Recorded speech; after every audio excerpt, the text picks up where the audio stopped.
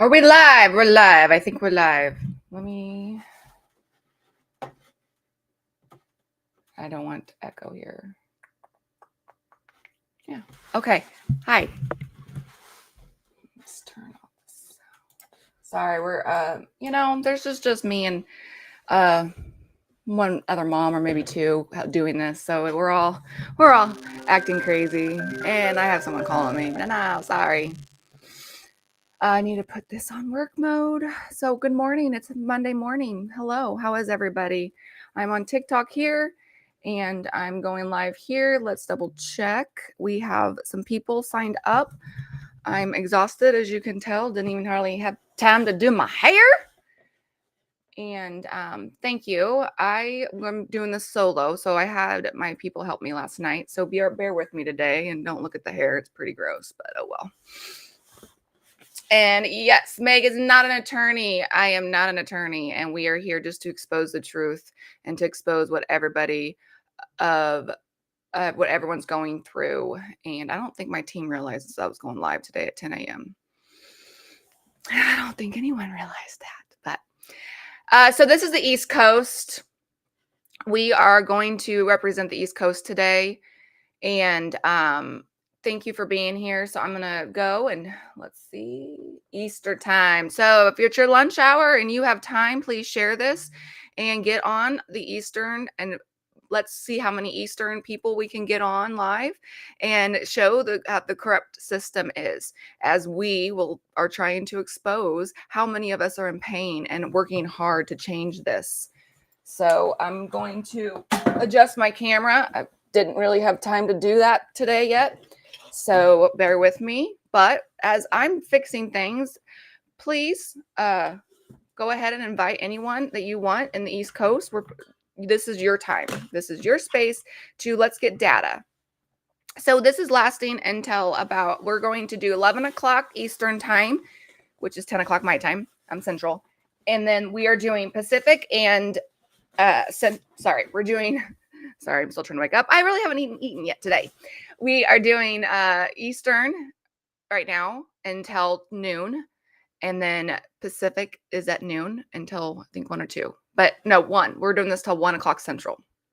So we're going to actually overlap. So we're going to have the East Coast come in with also the Central Coast. And this is a time for you guys to also get to know people that are in the same area as you. So I'm going to go to my chats. Hey, we have TikTok people. Thank you. Good. North Charlotte, they did. Your manager emailed a bit ago. Perfect. So we have some people lined up. And again, bear with me because I'm doing this solo because the other moms are working today. They didn't realize I was doing it during lunch hour, but I could have done it this evening. But I just felt like people have so many plans in the evening. And I really wanted people to be able to be on lunch break and just take a lunch to get on live. So if you guys don't know what we're doing, hi, Wade. Good morning. Wade, I'd love for you to come on and talk today in Oklahoma. What we're doing is we are standing up and saying enough is enough. And we are going to take our children back and our rights back. And this is my whole point of this rally. And people are doing it in person. So I also wanted to do in person. People are doing it in person, but I also wanted to do it online. So if people are scared and are afraid of the courts and all that stuff that can come with the family court, which shouldn't be like that, I wanted to give a space for people to go online and do this. So if it's your lunch hour in the East Coast, please share in your area on Facebook. I don't know if I'm on Instagram. It says we're connected, but I don't know how Instagram is working on that. And then here I have TikTok right here. So TikTok will be here. And when I show my screen, I'm going to move you over so you can see the screen, because there's a few times when I'm going to interview people that I want you guys on. Sorry, I'm thirsty. I was up late. We didn't end our live last night until late for my time. And it was sad because right when we did it, it was like California was actually coming on because it was later for them. Side note, your makeup is tea. Oh, you're sweet. My makeup sucks right now. My hair sucks, but you know what? That's okay. I'm thankful that I love to do makeup and I can do my makeup pretty fast. But everyone's always like, how long did you do your makeup? I'm like 5 minutes, max 10. It depends on makeup. Okay. So let me just take a minute. I am going to, let's see. I think one thing we need to realize is that there are an amazing amount of people that are standing up and exposing this. And our purpose here is to let everyone know they're not alone and that we are here as well. And you are not alone. We have a wonderful bill that we want to put into Congress from Francesca. I hope to get her on today. And she wrote this amazing bill that will help all of our children and any child. If you're going through divorce right now, you can take your kid to the hospital and they can take your child. And we actually have at noon Central Time, a woman in my area that had that, her and her husband had that happen to. So my purpose is to let everyone know right now in the United States, our kids are not safe. You can have a child, someone can get upset with you, and they can call DCF or CPS on you. So, and I'm going to work really hard on not saying so many times. And so we'll see. Let's do this.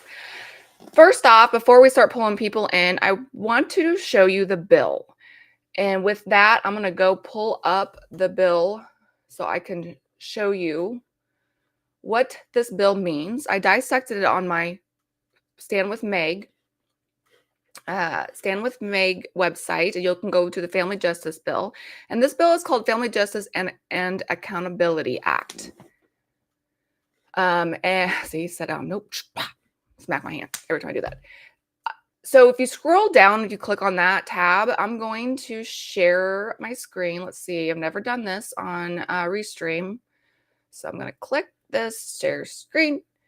Let's see. Let's do this one. All right.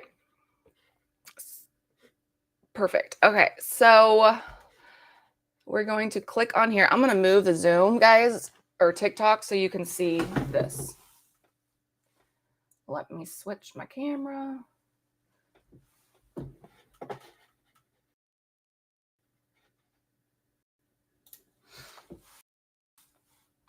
This way you guys can see what I'm talking. My nasty camera. Okay. So at the Family Justice and Accountability Act, this is the beautiful Francesca, and she has a huge team that's helping put this on. Yes, please go read this bill. You can go and click here and access her, and you can go talk. She'll send it to you. So one thing I really want to focus on is this is the key things in it. Now, this is not everything in the bill, but this is something that you guys can understand. Jury trials and high case, right? Transparency on records, law enforcement safeguards, body cameras, especially this also has in DCF or CPS. Everyone has to wear a body cam. If anyone's touching my child, they better have a camera on them. False accusations is criminal. Right now, we have it to where you get more and more trouble if you steal $5 from Walmart, right? And so I had to check my chat. But people can lie about you and your children, and you lose your kids. And this needs to stop. It needs to be a criminal charge if you make false accusations. One of the reasons why I lost my kids. Hi, guys. Hi, Natalie. So Charlotte has 100,000 signatures petition in corruption, bias, and family court. Thank you. So this is what I really want people to go and look. One of the reasons we've done this rally is because we're trying to get Congress to change this, to accept this bill in October. And it's a very important for all of us right now, and trying to spread awareness. Ex parte temporary orders cannot happen unless you have a full hearing. No more stripping kids away from parents without a full-blown hearing with due process, meaning all the evidence in there and witnesses, not these, this GAL said this and it's done, right? So this bill is amazing. and I am super excited about it. The coolest thing about this, nope, the relief of gag order protection, right? I'm done with being gagged ordered, and that's not constitutional at all. Also, after, let's say you do have somebody coming and taking your children, they have to be audited and they're watched. And if it does happen, that person that made those false accusations or took your children unlawfully without hearings and due process, they will have to pay for therapy for our children and pay for the financial loss, right here, financial restitutions, lost wages, therapy, medical. They will have to reimburse you. And that is where, like, this woman has been writing this bill for 2 years, and her only agenda is to get our children's rights back and our rights back. So go check it out. Whistleblower protection, right? They have due process, public dashboards, independent audits. I mean, this sucker, I couldn't find one thing she missed. And so this is one reason we started doing this, was because we really wanted people to know about this. So please share. If you're on the East Coast, we're trying to get as many people on all the lives as we can to show the Congress how many people are affected by this. And that is our goal in this.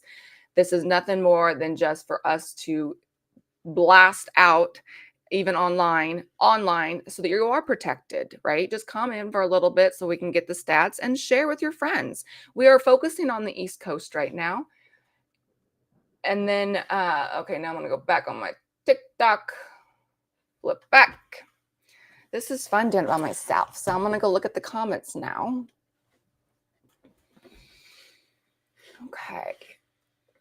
So we have YouTube. We're going to have our first person. Let me see who we have. The first person coming in. Media released. Elena. Okay.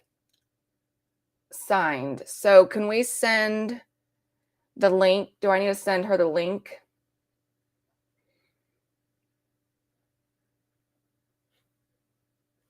Okay. So we will have someone come on. Thank you for joining us on TikTok. TikTok always is way better lives than all the other platforms. Isn't that funny?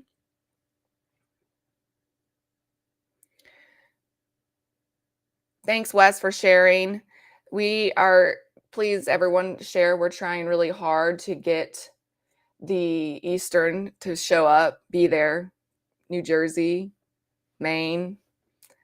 We want as many people to show, hey, I'm hurting, take a lunch break, go to the car, take a little smoke break, as I used to do back in the day, just so that we can get people on here to show Congress what they're doing to us.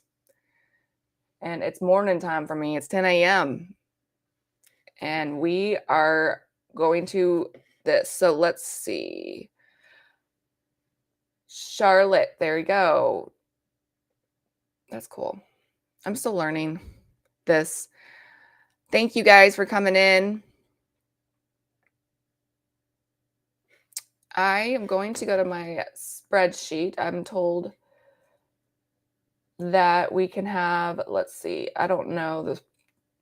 This has been fun. We're just normal moms here. One of them's working full time today and she can't work. And I have this all by myself. And we have to have people sign these disclaimers. I do know the ones I've scheduled are going to be later because they're on the East or the Central time. Truth over silence. Thank you for being so awesome. Meg, do you have a case plan?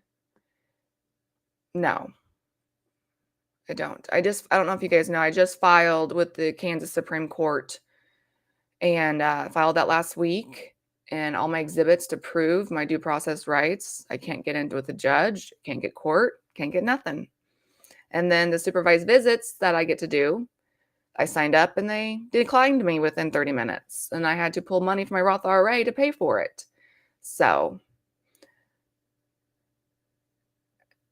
yes. So you guys can always go to my Stand With Meg website and sign up. And there's some forums you can fill out that people have made for me to help people, tell the story or try to get some help on some things. Not legal help, but that's one thing I like to do, is show people how to learn for themselves online. So I don't teach you legal advice. I will show you what tools I've found online that really have taught me how to do things. Wes, you did? Well, Wes, why don't you come on? Let's see. Wes, I'm gonna let me go look you up, Wes. Did you fill out the form to speak on live? And we might not have. You're the West. Okay, yeah. So then we'll do you tomorrow. That's reasons. That's why we haven't. Okay. So we'll focus on that tomorrow. So West Coast is tomorrow, but thank you for spreading the love today. And I love it that we have. I want all time zones to come in, but I was just trying to focus on one. So we have signed. Okay. Here is, she's in California.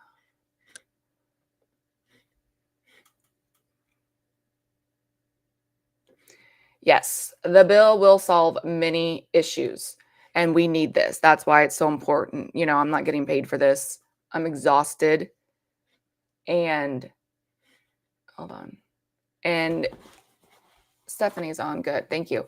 I'm exhausted, but this is how important this bill is. We all need our children back and our rights. And even if you have your kids right now, if we don't have this bill in place, you have no idea that any minute this can happen to you. We had two people on last night that talked about this. A mom and a dad literally moved to a different state and 3 of their kids are taken. And they didn't do anything. So Wes, do you have time to be a mediator? My friend that was supposed to come in and do it, I don't think she's here.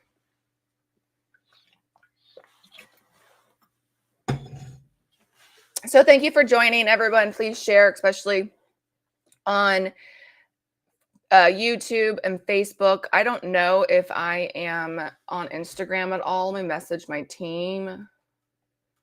I know Wes hasn't. He's on the West Coast, so I told him we can do it tomorrow. So Wes, you're supposed to be, if you want to get on tomorrow, you need to sign the sign the form.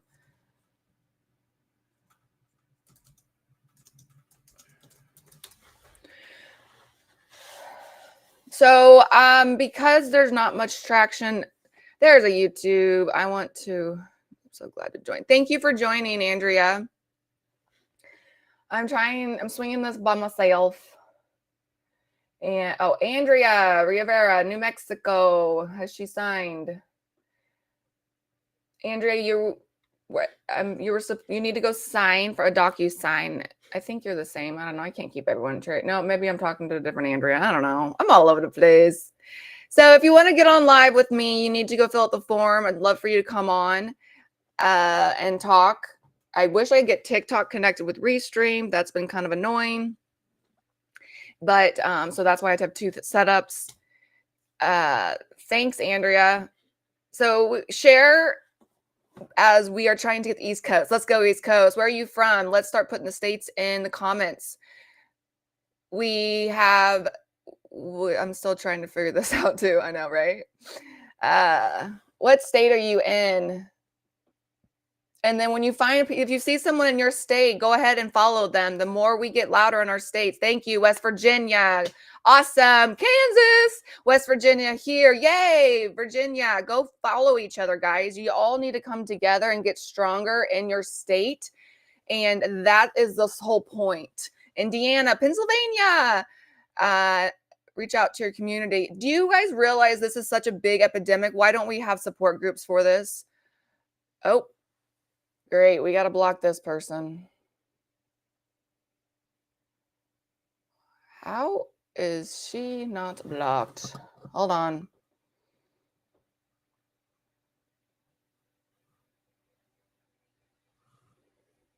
Anyway, Virginia. Let's go.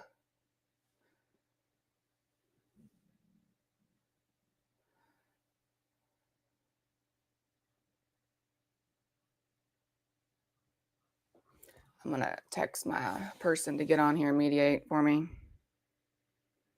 Hold on 1 second, everybody. Oh, there goes my TV. I love when that. Oh, that's why this is happening. Hold on 1 second, everybody.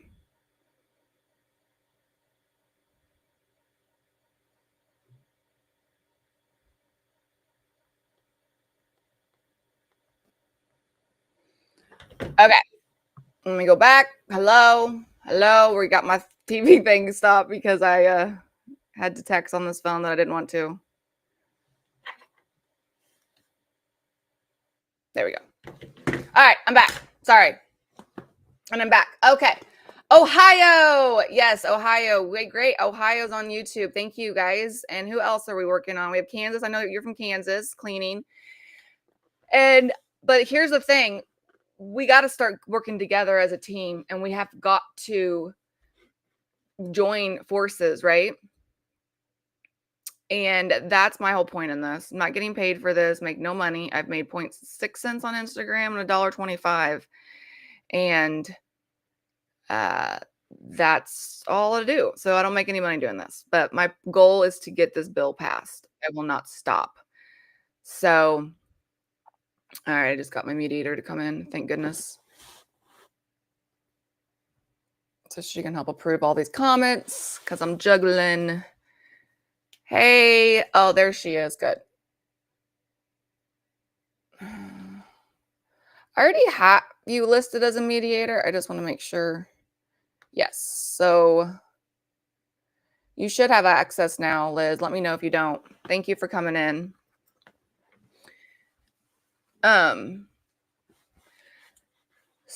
We have good job. I found you on YouTube and subscribed. Awesome, Wes. Thank you.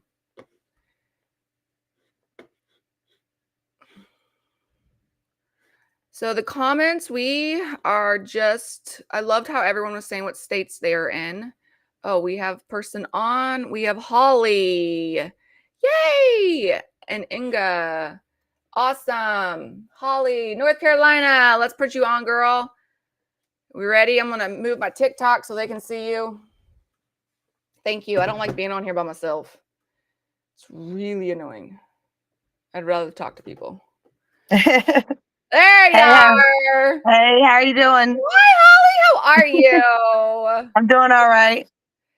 Good. Let's see where everyone's trying to adjust the screen. Hello. Let's do just 2. There we go. I kind of wanted. They're trying to figure out what screen to make us. So thank you. So you're in North Carolina, correct? Yes. Yes. Okay. Tell me a little bit about what is going on with you. My babies were, I was wrongfully arrested January 1st for a crime I did not commit. And they took my babies and put them in foster care. And I sat in jail for 24 days until I was able to remember someone's number to get out of there. And that is the worst thing. I still can't believe that happens. I know, and I hate it too. But when I finally got out, I thought, okay, my kids are gonna come back home. And then it was a bunch of hoops, and it's been nothing but one thing after another with them. Like when you do everything they've asked, they'll find another reason why not to give them back. Right. And my youngest one was only 3 weeks old, and my oldest one was 18 months old.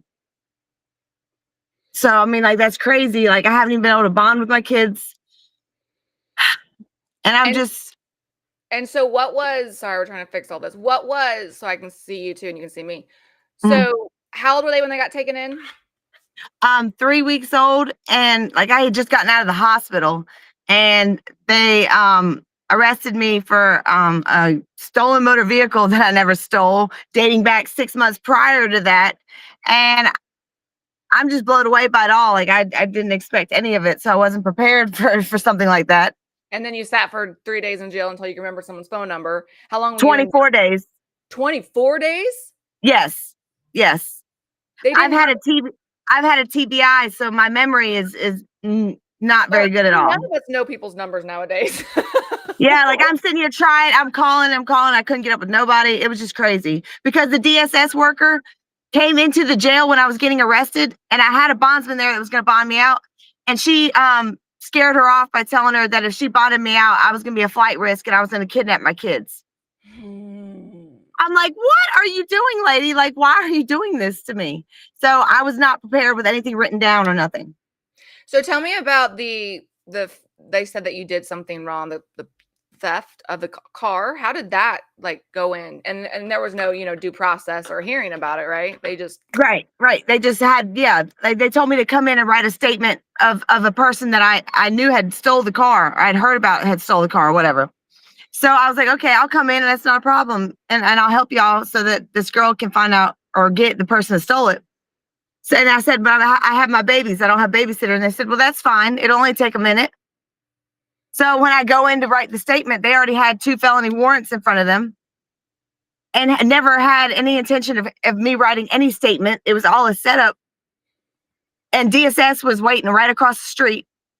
So they targeted you because you were in to go write a statement for someone else's car. Yeah. And the person's car, she helped me make signs today.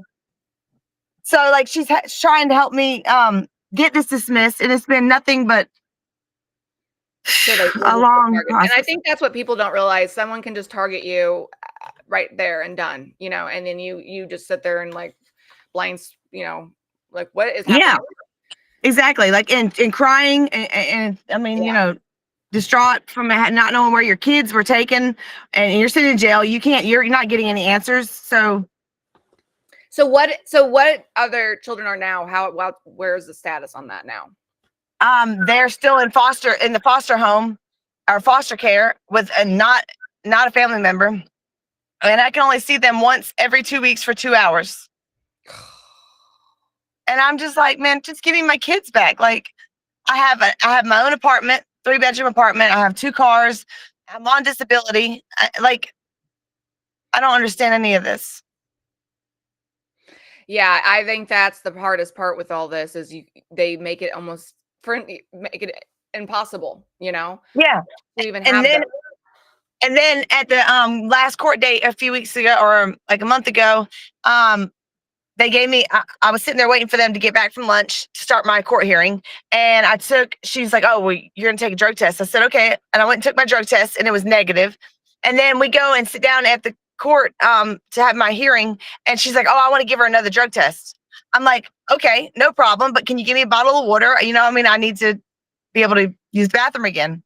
So I drank it and then went and did the drug test. And she all of a sudden says, oh, it's positive. I'm like, dude, what? I just took a drug test and 20 minutes before that and it was negative. How is it positive? And I've been right here in the courtroom with y'all. That is exactly. Yep. Go ahead. Sorry, you go ahead. No, I was saying there's been a big uproar where hospitals are purposely making the women that have babies drug positive so they can take their babies. Like yeah, exactly.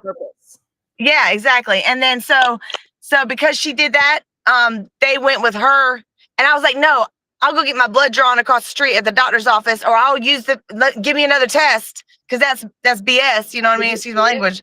Did you watch it? Did you watch it turn? She was sitting there. She was being all weird with the second one, and she was like rolling it around. So I really couldn't see it. And I'm like, but in the paperwork that I agreed and signed at the beginning, she said any positive test, if I say I'm not positive, they would send it off to the lab. She didn't send it off to the lab. She dumped it out. And I think that's the problem. Like when I got my drug test, because I had multiple as well, my head shaved multiple times, I made sure I watched the urine one because of the fact of that, because I've started hearing it so much. Yeah, and so that was when they were going to grant me unsupervised visits that court date, but because of that, of her doing that to me, nothing changed. Yeah, so and I feel like they're trying to drag it out to a year so then they can adopt them out. And I've seen that too. I've heard that. The other thing they like to do is because the longer they're in CPS, the more money they get. Yes. And that's, we have a woman coming on today. Her and her husband lost their kids for 4 months because they took their 3-month-old to the hospital because they're worried about a sickness.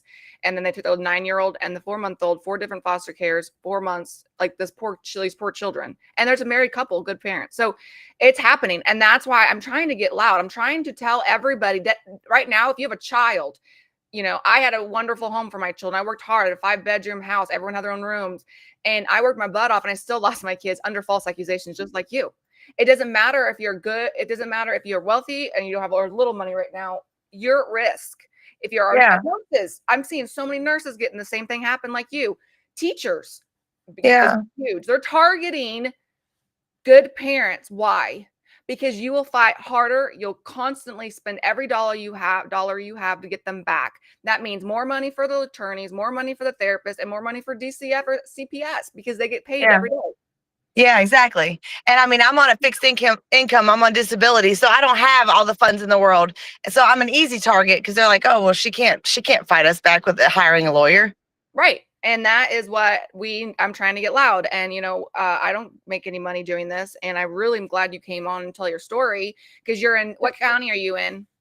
I'm in Lenore County. In North Carolina? Yeah, Kinston, North Carolina.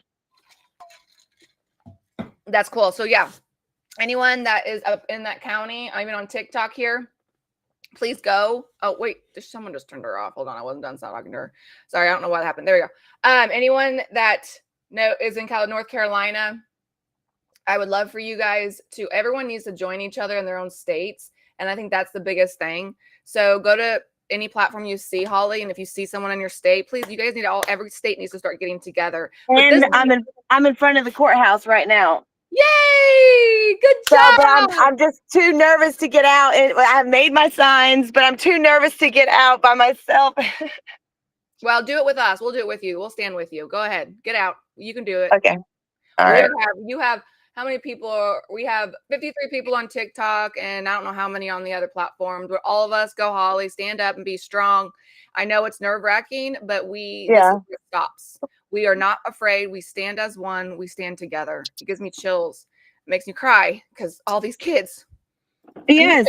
I mean, I stand up for themselves. It's so wrong. I just want to get out of the car. It's so ridiculous. They're doing this to us. That is your courthouse.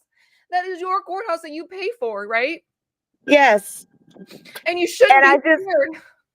And I just had my, my kids, and I haven't even gotten a bond with my youngest one. And I just feel like this is really wrong. It is. And I know the feeling that you feel, that we're all scared, and that you have a right to be scared because of what they've done to us. And so you stand there, put the phone if you can, set it somewhere, and I just want to see you standing there holding it up. Okay. But people need to, I mean, I know even in California, people were scared to even be on camera yesterday protesting because of the fear of being unalived. And that is what's happening. And I'm just scared it would hurt my CPS case. I know. But you have to realize when you say enough's enough, when you start standing up, they'll leave you alone. They'll stop bulldozing. That's what I put on it. Yeah. And that's why I stand with you. We all stand together. Everyone, I don't know where to put my phone. You can even just put it like on the floor, live up against a brick or wall or something like that. Yeah. And just show me. Yeah, is that good? That's fine. Yeah. I want to see your sign and I show like you cannot be scared, people. You see it? Oh, good job, Holly. Yes. Stop CPS corruption. Thank you. Give us our rights back, babies back. Yep. Good job, Laura. I'm so proud of you. So proud of you. You did it. I mean, you did it. I mean, something's going to have to work eventually. I mean, someone's going to have to hear us. And that's what we're trying to do. And I stand with you and, get more people in your state, start going to courts together. That is the biggest thing, is having people go to court with you and you go to someone else. Because if you court, start doing that. And so everyone needs to do that in your states. And so thank you, Holly, for getting on and taking the courage to get out of the car. And I love that you said I was scared to get out of the car. And it brings me to tears because that's our court. Our forefathers put it. This is our country, our rights, our courts. And that we've been bulldozed by these money hungry, mean, horrible people that traffic children. Yeah, exactly. And they already took two of my other kids back in 2020 and ended up having them adopted out. Well, I took it to Raleigh Supreme Court and I won the case. Good. And then it got put right back in their hands. And it's like, when you poke a bear, you piss them off. And so then they were going even harder on harassing me. And I just was like, man, I fought for 5 years and I just want, I just want them to be happy. So I don't want to keep putting them through it. Well, I'm about to hopefully today I can launch Melissa's story. She has the same story. Her kids are gone with CPS. You're on the same page. We're trying to make right and wrong. Yes, we are. Amen, sir. Thank you. Right now. Yeah. Somebody's gonna hear us eventually if we speak loud enough. I love this. I love it. I wish more people would go protest Yeah. and do this. That's Thank what has, you. that's what has to happen. Tell it, yes. Never. Yes. Amen. Woo! I love Well, that. We will get louder. We're gonna keep doing this. We're not stopping. We're going to October. In October, the 3rd week of October, we're going to October. I'm driving to DC, sleeping in my car if I have to, but we're going. Okay. I've done it many nights. Sleeping in my car ain't nothing. And we are going to get this bill in, and we're going to demand change. So if anyone's listening, we are taking donations. We're trying to figure this out, but I would love everyone just to give $1 so we can rent out the whole hotel for everyone to come to. Babies back. Yeah. I'm sorry, I don't understand. It's all right. Oh, good. She's trying to understand. Oh, over here, yes. That's all right. Thank you. All right, Holly. I'm gonna move on to the next one. All right, thank you. Thank you, sweet girl. You did awesome. I will post this Thank clip. you. You can post it, and I want you to share. Okay. All right, I definitely will. And I will stand with you every step of the way. And I got your back. Good. Bye. Love ya. See ya. Love you too. Bye.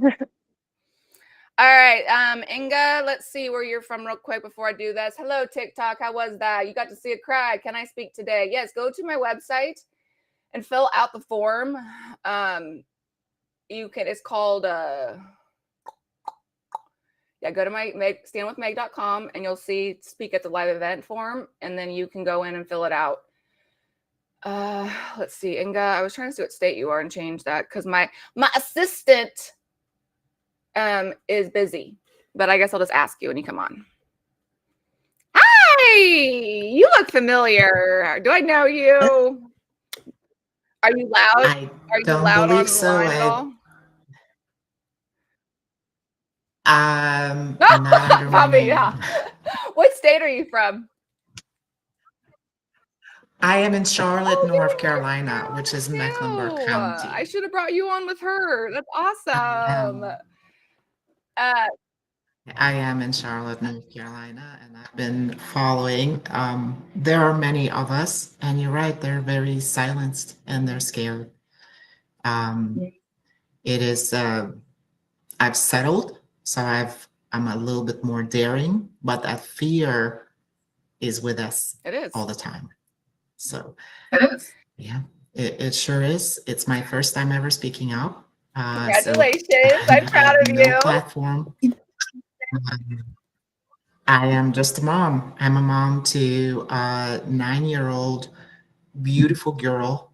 I'm one of incredibly lucky moms to have 50-50 custody. Good. And my story started 5 years ago when I ran for my life to a magistrate in the middle of the night. To a what? Having realized I ran to a magistrate for a protective order.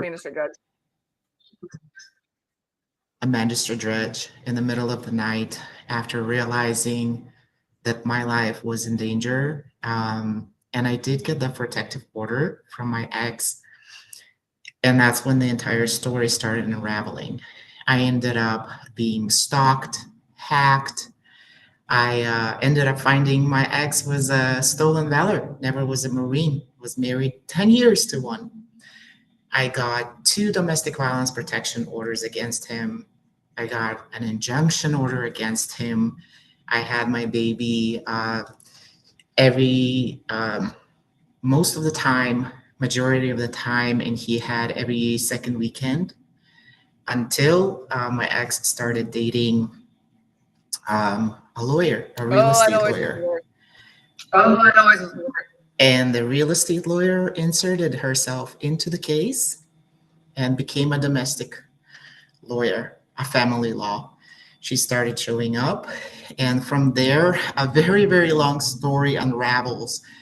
4 years, close to $1 million in litigations, malicious prosecution, and it ended up winning 50-50 custody, at which time I was just stricken how this could happen, how the domestic violence and everything on record could lead to this.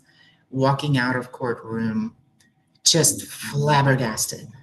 Now, looking back at it, I realized that this one judge with no jury, with her opposing lawyer being her basically favorite friend, whom she just favored all the time, could have taken my child away.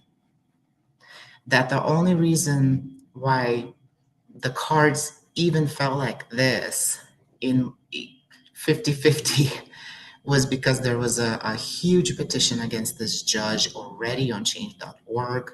There were a lot of mothers already heard and already speaking up against her. There were rallies that had happened against her. I had a very strong and good law firm, and she just happened to take a somewhat safer route of giving 50-50. And I've since met mothers here in Mecklenburg County who have lost their children, who have been treated unfairly by family courts, by CPS, parent coordinators, gals, and I've heard so many stories. If you look at Mecklenburg County, it is plagued with petitions. There is one on change.org currently to end bias, to end corruption. There's over 1,000 signatures for that petition. And it is a group of people that seems to be managing that petition. There are several others. To give you a line to draw between the mother we just heard from, Holly, and how CPS took her child without due process. In this county, there was a CMPD police officer on the news, on arrest, on bail for 2 counts of child misdemeanor. He grabbed the child by the throat, pinned the child against the wall, and he threw the child on the ground. I listened to the court records. I listened to the actual hearing, and the judge said, yes, I find it as a fact he did this. She gave him every weekend custody. She made a factual finding, and she gave him every weekend custody. Same judge in the same setting to another case, which I've just researched, gave a mother who's merely accused of alcoholism 1 night every 2 weeks. So a father got 4 times more after finding as a fact that he's strangling his child against the wall. A mother like Holly lost her children entirely for a mere accusation without even due process. So I have 4 years of my due process rights have been violated. I've learned and appealed my cases pro se. I've sued for malicious prosecution in civil court, and I got the jury. And the jury is on our side, moms. So you got a jury in your case?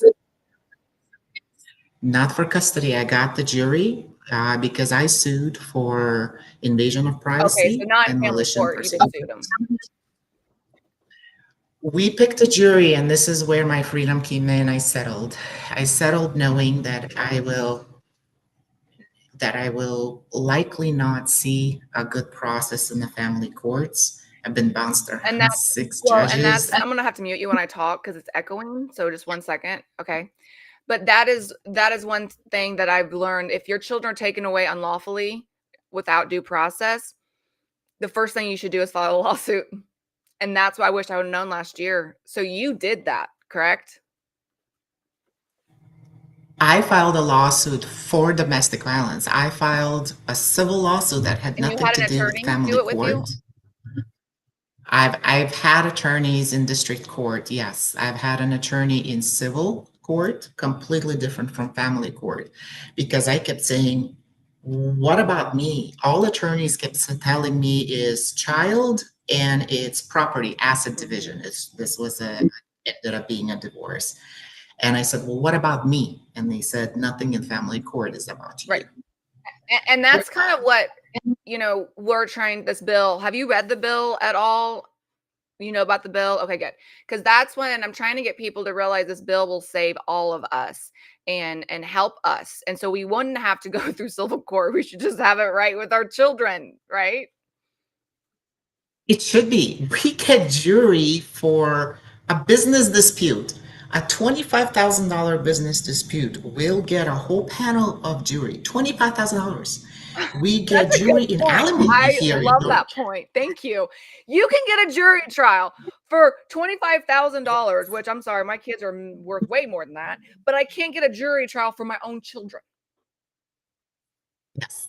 The fabric and the future of our society. You cannot get a jury. In North Carolina, you can get a jury for alimony if you request Wow, that's one. cool to know. I didn't know that. So I know Texas also you can have a yeah, trial by jury, but people need to realize too, it's a trial by jury, meaning they get to decide, not the judge. that's right. That's right.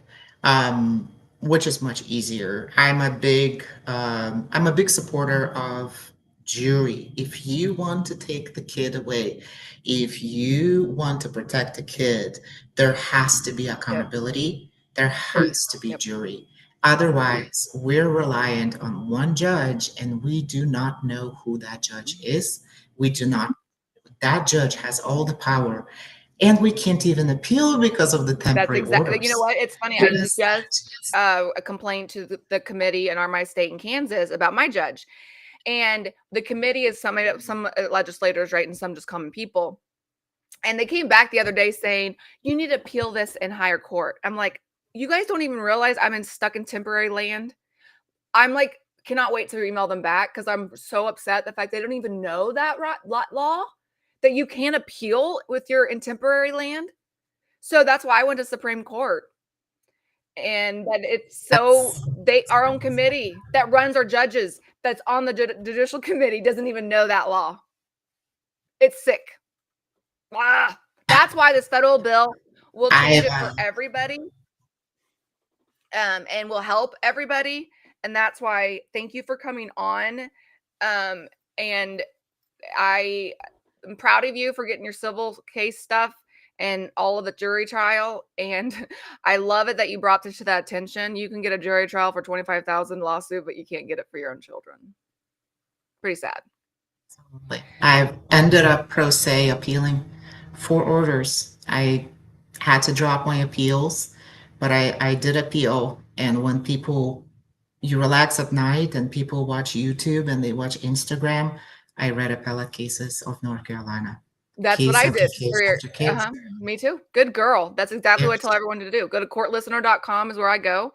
And I would just read and read and read. And I looked in all my districts and I found so many cases. And then I copied and pasted and put a document together of all the cases that would help my case, right? And that's what I did. People don't realize. I always thought, what do you mean? Why do you read cases? And then I realized the judges tell you what they did wrong, or you get to learn from people's mistakes.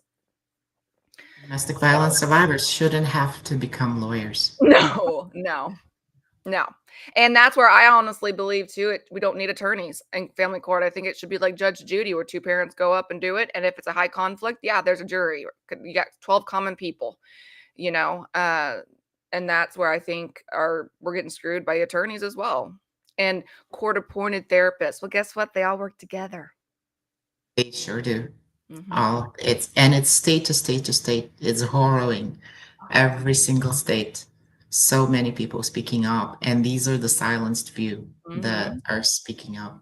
So it's thank you for what you do, and I wish the very best for all the mothers.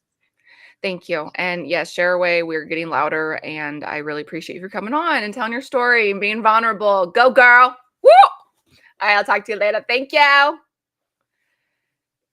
Wow, I just got some pretty cool info. Michael is coming on. Volpe. If you guys don't know Michael, he's exposing this corruption. He's interviewed a lot of people, and I've never been able to talk to him personally. I'm gonna have to text my friends that know him and tell him that Michael's coming on. Mike Volpe. He's awesome. He's signing it now. Okay. I'm going to real quick let my friends know that Mike Volpe is coming on. He is a reporter. He's been exposing this family court for a while now. and he has shown a lot of stories about this.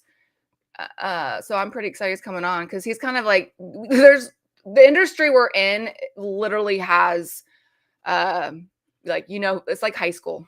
It's ridiculous. We all have these people, right? We know who's the loudest in our industry, who's the, then we have a lot of the people in our industry like to fight and go against each other. And I'm not fighting. I support everyone that's trying to get your children back, period.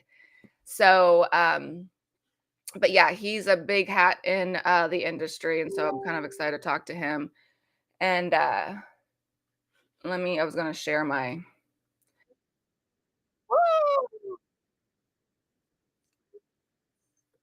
I wanted to share my friends to tell them that their person that they like is coming on. And so anyway, what is one thing you guys have learned today that you didn't know, TikTok or anywhere here?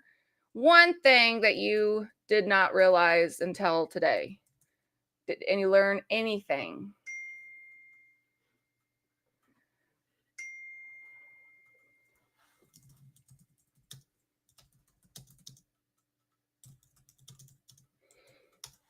Let's see. Michael Volpe, he'll come on. You'll see his whole name. Michael Volpe, Volpe. He is one of the main people that exposes corruption. He is signing on now. Perfect. Thank you. So, not feeling so alone. Thanks, Wes. Yeah, that's nice. I'm glad. Look up the cases. Yes, Mel, that's a great thing. Court listener, you can learn a lot. Hey, Matt, I haven't talked to you for a while. Where you been? So yes, this is like a community. We all have the same people. Let's see. He's coming in. So, what else have we learned today? I feel so alone. My desperation isn't helping either.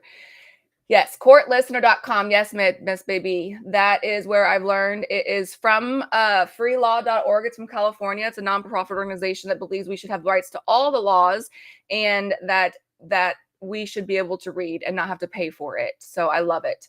And if you can go there and search your district, federal courts, been busy, can be working on my cases. Keep up the good work. Hey, Matt, I'd love for you to come on and talk. Go fill out the form,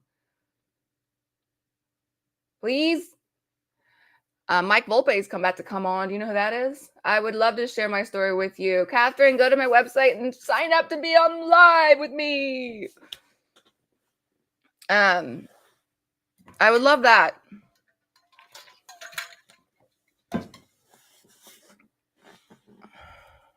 Who's Matt? I gotta check my text messages. Hold on.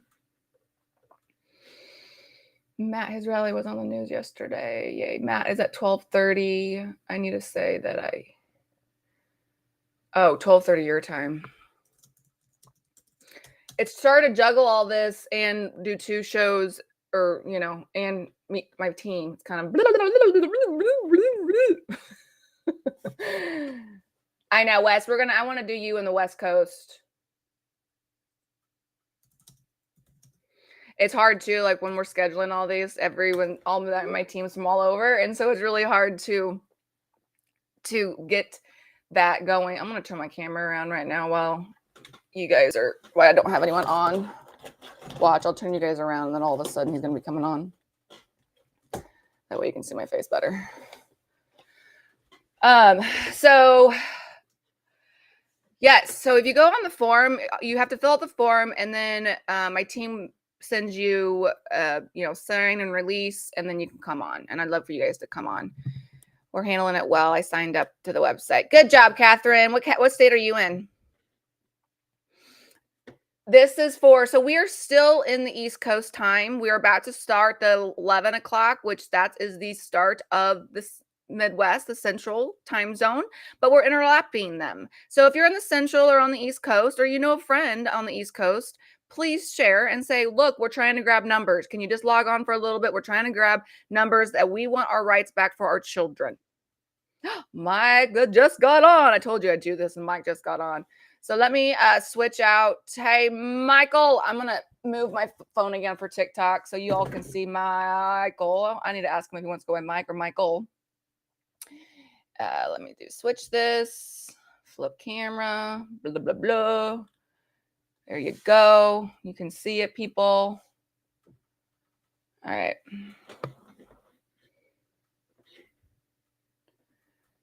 Mike, are you ready to come on? You going to do camera or no camera?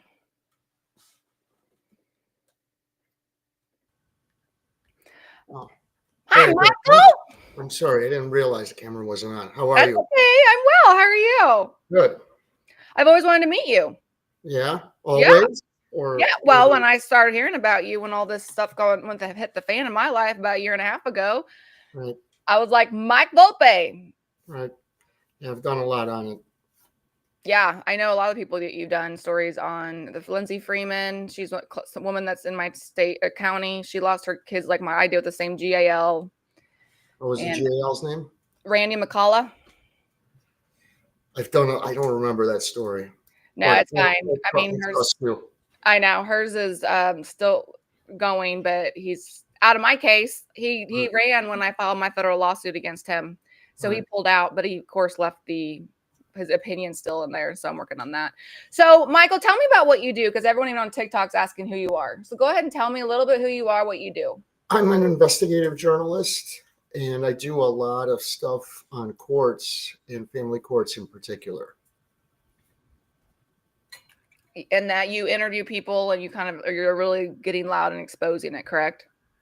Well, I started doing courts like with a lot of seriousness in 2013.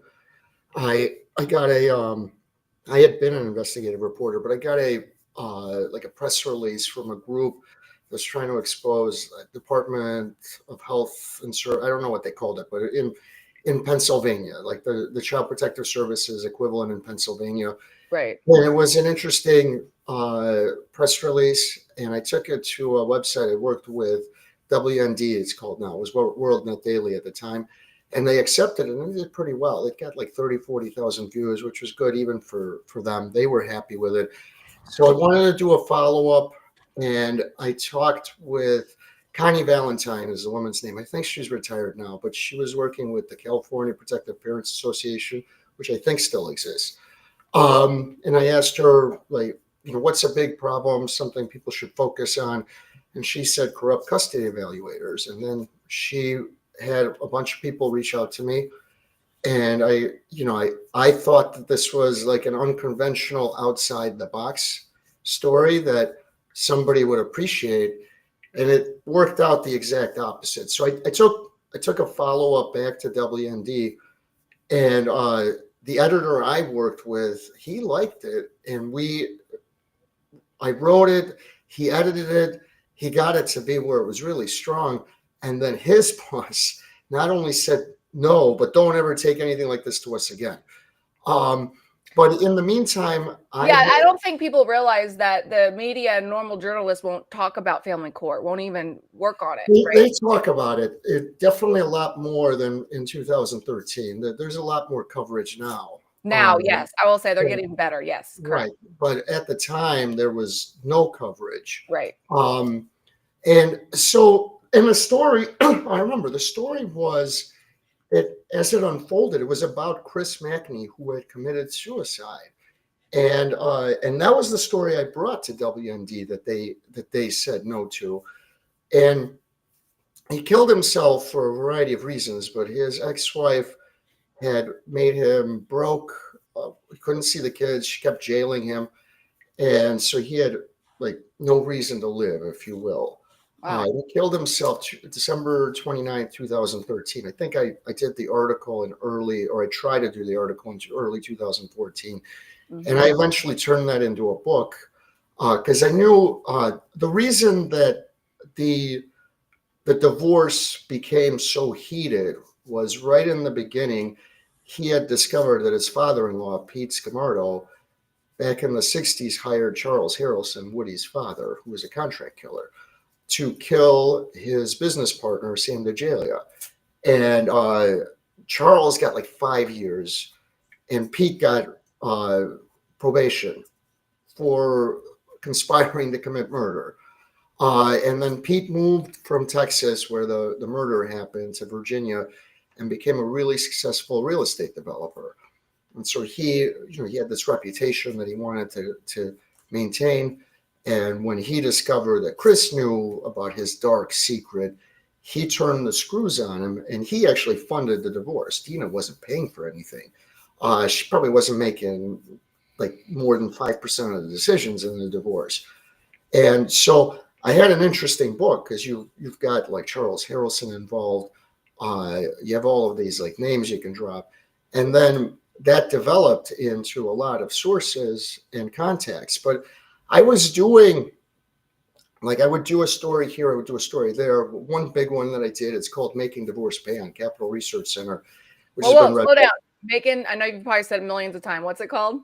Making Divorce Pay, about the Association of Family and Conciliation Courts. It was the first time that AFCC had received significant exposure. It's still cited all the time. That was a really good one. My editor was great. I love Matt Vadum.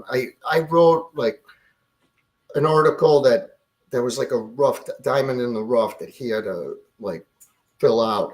But it turned into a really good article.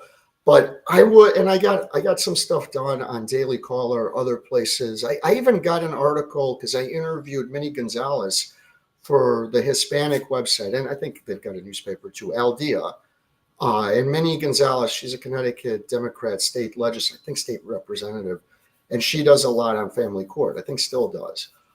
So I would get it in different places, and but I'd always eventually be shut down. Nobody would tell me, we really like this. Just go as far as you want to take it. So early 2021, in 2020, I started doing I did a few articles through like crowdfunding, and it worked out all right. But it didn't work out into like a steady stream of income with the articles. Like I do an article and then I'd raise money and I just keep doing that, and that would be where all my income would come from. But one of the articles I did was about St. Louis County in Missouri, and then one of the contacts that I developed had received from someone I don't know a Zoom conference of almost, I think they said 38 corrupt guardian ad litem. They're corrupt because they're on the Zoom conference, and it was just the craziest thing you could ever imagine. Still on there. It's called St. Louis Family Court Corruption. And so I saw this, and I said to myself, I need to write a story about this, but I can't take this to Daily Caller or World Net Daily or anyone. No one's gonna let me publish this, but it's got to get published. So I decided to do another crowdfunding with it. And then I recruited, who was my friend at the time, now she doesn't like me, Megan Fox from PJ Media. I didn't even recruit her. What I did was on Twitter, I tagged her in when I released the video, and she saw the tag and watched the video and called me. She was like, I want to know more. I was like, great, because I wanted to recruit you. And so for a year, she and I worked on family court together, primarily St. Louis County, but not only. She did some stuff in this case, the Haynes case, which was somewhere else in Missouri, and then other states as well. And that kind of got close to like really breaking it open, but not quite. And so she went like her own way in the beginning of 2022, and she would do a family court case here and there from time to time. But she focused on other stuff. She got sick of family court. And then I kept doing them. Sick of family court. Yeah, everybody got sick of it. But so earlier this year, Arizona did their joint ad hoc legislative committee, and then that was followed up by Idaho. And I was in Idaho meeting with, among others, State Senator Tammy Nichols and State Representative Heather Scott, who would then form their task force in May, and then they formed their task force in July.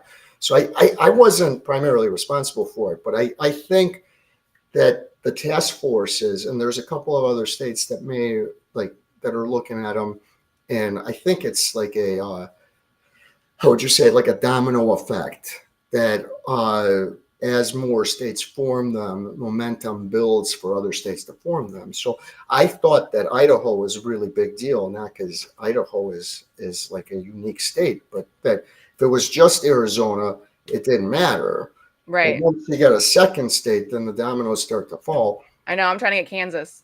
Right. And people are asking their state. And I would tell anyone who's like, well, what can we do? Send your state legislator an email or a phone call and ask to say, there are task forces in Arizona and Idaho. You should form one here in whatever state you're in. And if you want to know more, the legislators, the co-chairs in Arizona, it's Mark Fincham and Rachel Keschel. And in Idaho, it's Tammy Nichols and others. Call them. They'll talk to you. You're a state legislator. They'll talk to you to see how you form one. That's if everyone in every state who this is happening to calls their state legislator, I bet that it'll form in about 5 or 10 new states by the end of the year. Okay, so I want to take this down as a slow you down just a little. So anyone listening, even on TikTok, if you don't know what's been going on in Arizona and in Ohio, right? Idaho. They have these committees pulled together now, and you've probably seen them on YouTube where people are standing up and speaking. Arizona just had another one last week. One of my friends spoke at Autumn, and what he's so did Idaho. Yeah. So what he's talking about, and I've contacted Mark and Rachel. I've tried to in Arizona. Maybe I should just call them. But what he's saying is, if you guys call your legislators, the meaning the people in your state that handle all this, and say, look what Arizona. You're a legislator. No, you have a state senator and a state representative. Right. Yours and yours. Right. Right. I constantly email mine. They know my face like crazy. When I went and spoke at Topeka. Right. If everyone does it, it's not going to work 100% of the time, but you'll get another 5 or 10 states to do it. So that's why everyone should do it. And Idaho is a lot more structured. I like the ones in Idaho better than the ones in Arizona. They have these, they have agendas. So for the first half of the hearing, they'll bring in different people for about I have watched their agendas. I've looked all that up. Yes, they do. You're right. So they have like 20 to 30 minute blocks, and they always bring in a judge. They have, I think, either most of the time or all of the time brought in a sheriff or a cop. I think one time was the police chief for Meridian, Idaho, which is next door to Boise, basically to ask, like, what is the police's role? Do you like, if someone is keeping a child, what can you do? What can't you do? Well, and all of that. So that's one person. They always bring in a judge who always says everything is great. I don't remember the last judge's name, but he said, I believe most judges try really hard. I know that I have been on vacation and have changed the orders that I was drafting, and this is how much thought I've put into it. And this guy basically like nothing to see here. And then the second half of their hearings is anyone who wants to sign up, which is primarily the parents. In Arizona, I think it's just if you sign up, you get to speak, and they block out a certain amount of time. And you interviewed Rich Lutman. With Rich, we've interviewed Rachel Keschel and Mark Fincham and State Senator Tammy Nichols in Idaho. State Representative Scott hasn't gotten back to us. And there actually is one in Oklahoma, but I haven't found that much information on it. But they call it a study group. Yes, I'm good friends with all of those people in Oklahoma. Yeah, so, but they I don't know if they're holding hearings, because I can't seem to find any information except for a couple of press releases. And I know North Dakota has created a task force, but they've done nothing. Okay. So it's in name only. So it's really, you can say 4 states. So, because if you get 10 states simultaneously holding a task force, whatever they want to call it, that's going to create national attention. It's going to draw national attention to the problem. Right. It is going to be a national problem. Right. So that's why people should do it. And so I felt that the things that Megan and I accomplished in 2021. Megan Fox, not me. Yeah, Megan Fox from PJ Media. Yeah. Now she's a YouTuber, but we met with, I can't remember the lady's name, but she's one of the top Republicans in the state house, and she met with us for like 3 hours, but did nothing. So there was a lot of pressure on the legislature in Missouri, but they ultimately just didn't bow to the pressure and didn't do anything. We got a lot of judges to recuse themselves. One judge to retire, Michael Burton, who was the head of the Family Court Division. Mm-hmm. So it was a big deal. And laws were proposed, and eventually in other states, similar laws passed. So as a result of what we did, laws did indirectly pass. But I feel like what we did set the stage for what's happening now. But this is a unique opportunity. Mm-hmm. If you can get this to, say, 10 states simultaneously holding hearings, then you'll probably have 2 hearings a week. Mm-hmm. One in Indiana, one in Nebraska, next week one in Iowa, another one in North Carolina, and that should bring in national attention. And with social media the way it is, then what you have is clips all over the place, and that should also draw in more of a mainstream audience. Right. And that's what, I appreciate. There's certain people out there, they don't even show their face. They just share all this online, all the, the meetings and the people that are speaking. And so if you're scared to even share anything because there's fear of retaliation, make a faceless, it's called a faceless social media platform where you can just share all this information. I have one person that has like over 100,000 followers on Instagram, and she's faceless. I've talked to her a few times. Mm-hmm. So yeah, no, that's actually a popular subgenre on YouTube, the faceless YouTube channel. mm-hmm. And I'm sure on other social media. I just know that YouTube, they talk about it. Yeah, and so people share these clips. They get all over the place. So if you do have about 10, I think the number is 10. If you can get it to where 10 states are holding these types of hearings simultaneously, I think that'll be enough to draw in national attention. In both Idaho and Arizona, it's received a fair amount of local mainstream media coverage. Right. The first hearing in Idaho, there was no local mainstream media coverage, but I think they've held 3 now. The second 2 have received a fair amount. And in Arizona, they always received local, like the Arizona Republic, the local TV stations. They always received a fair amount of coverage when they held hearings, as well they should. These are, if you're a newspaper that covers Arizona, and there's a special joint committee, meaning state senators and state representatives that are ad hoc. So it's not, they ask for it special. That's kind of a big deal. You should be covering it, and they do. Right. And the same thing in Idaho. I haven't been able to reach Rachel Keschel, and she was on vacation. However, while she was on vacation, she put out a Facebook post that blamed Mark Fincham, the co-chair, for blocking a lot of the bills that she's trying to get passed. So they're going at it together now? Might be. And then in Idaho, I've been disappointed, but I haven't been able to speak to her. But I did speak to others. Essentially, he's taking credit from her perspective for things that he's blocking. So he's trying to take credit for things that he also blocked.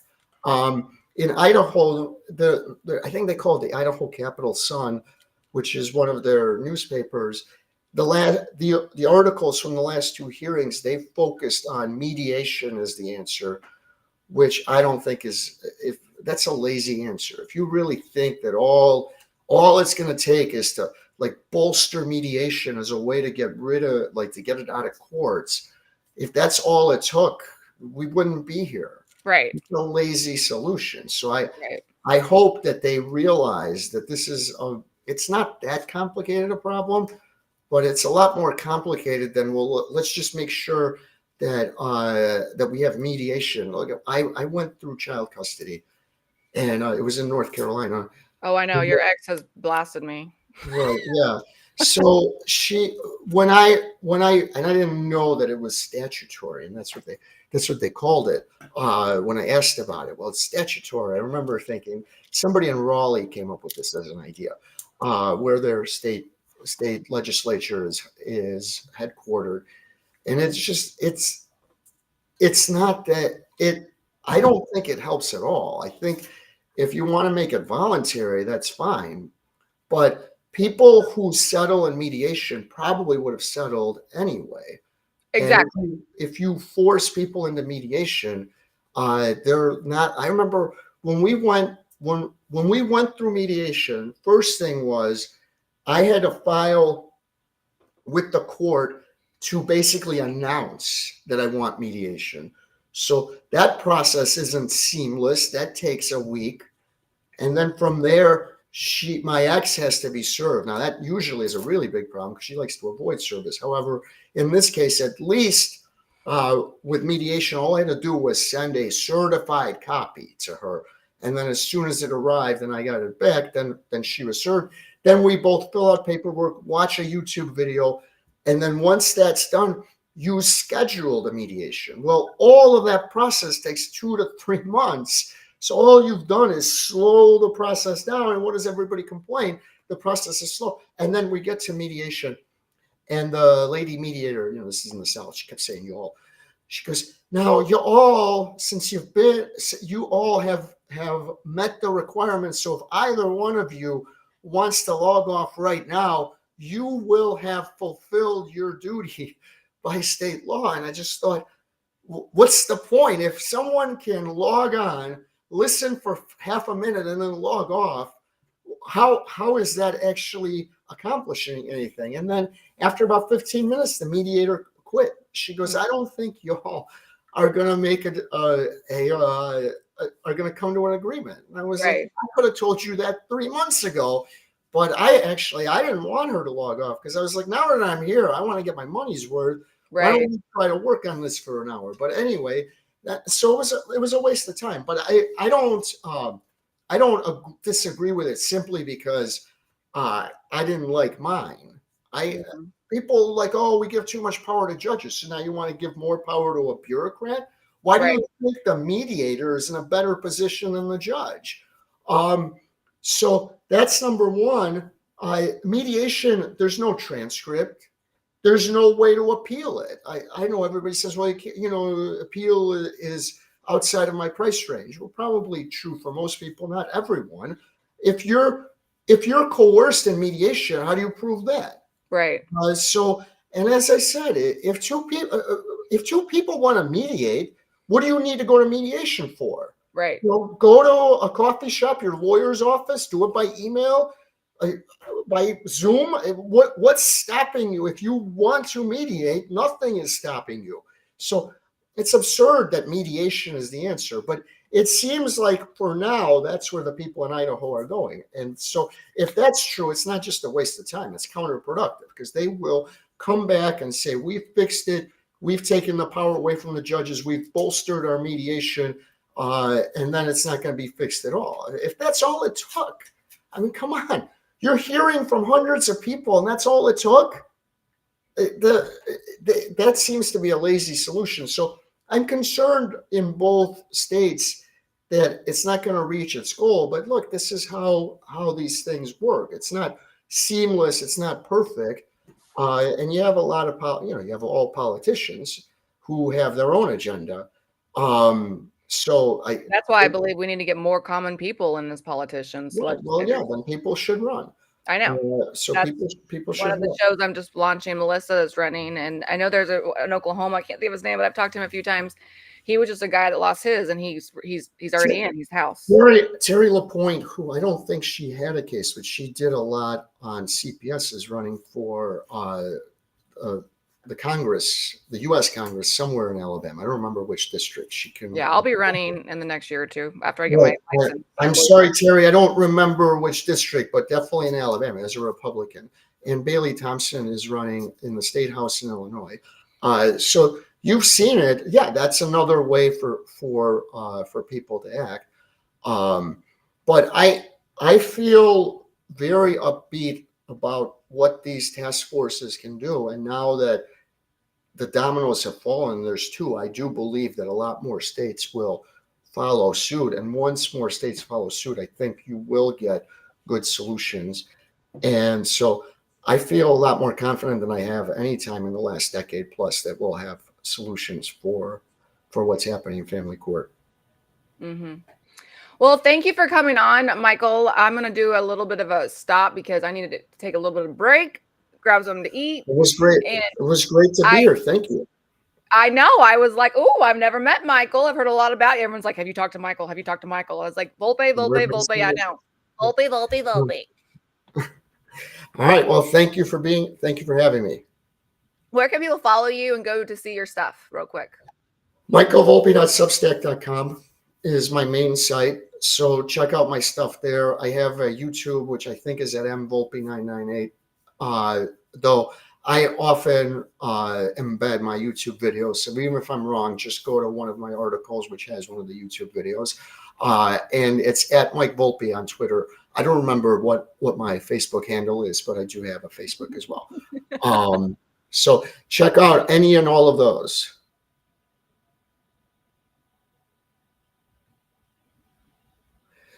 You muted yourself.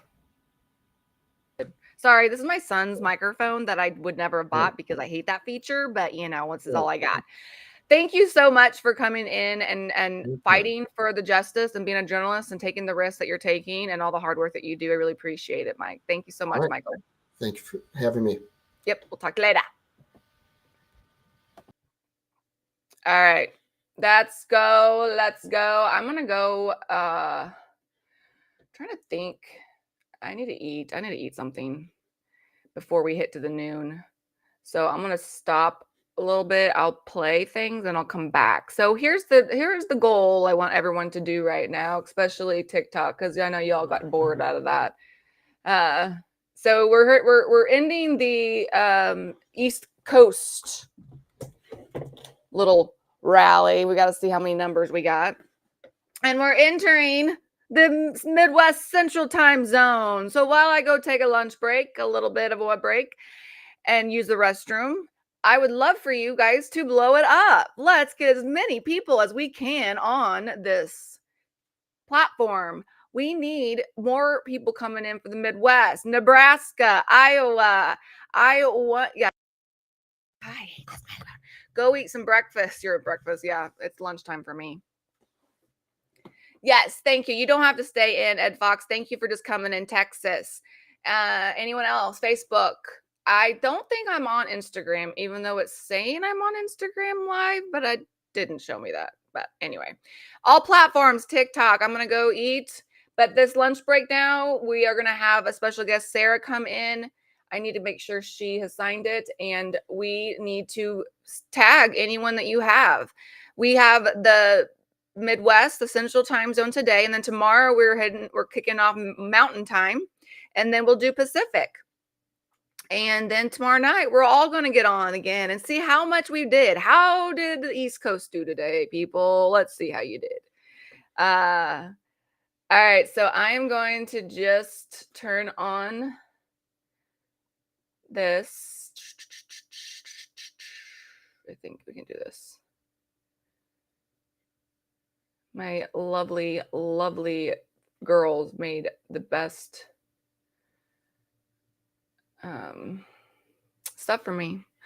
I need to eat something so I can get back going. Let's turn on music.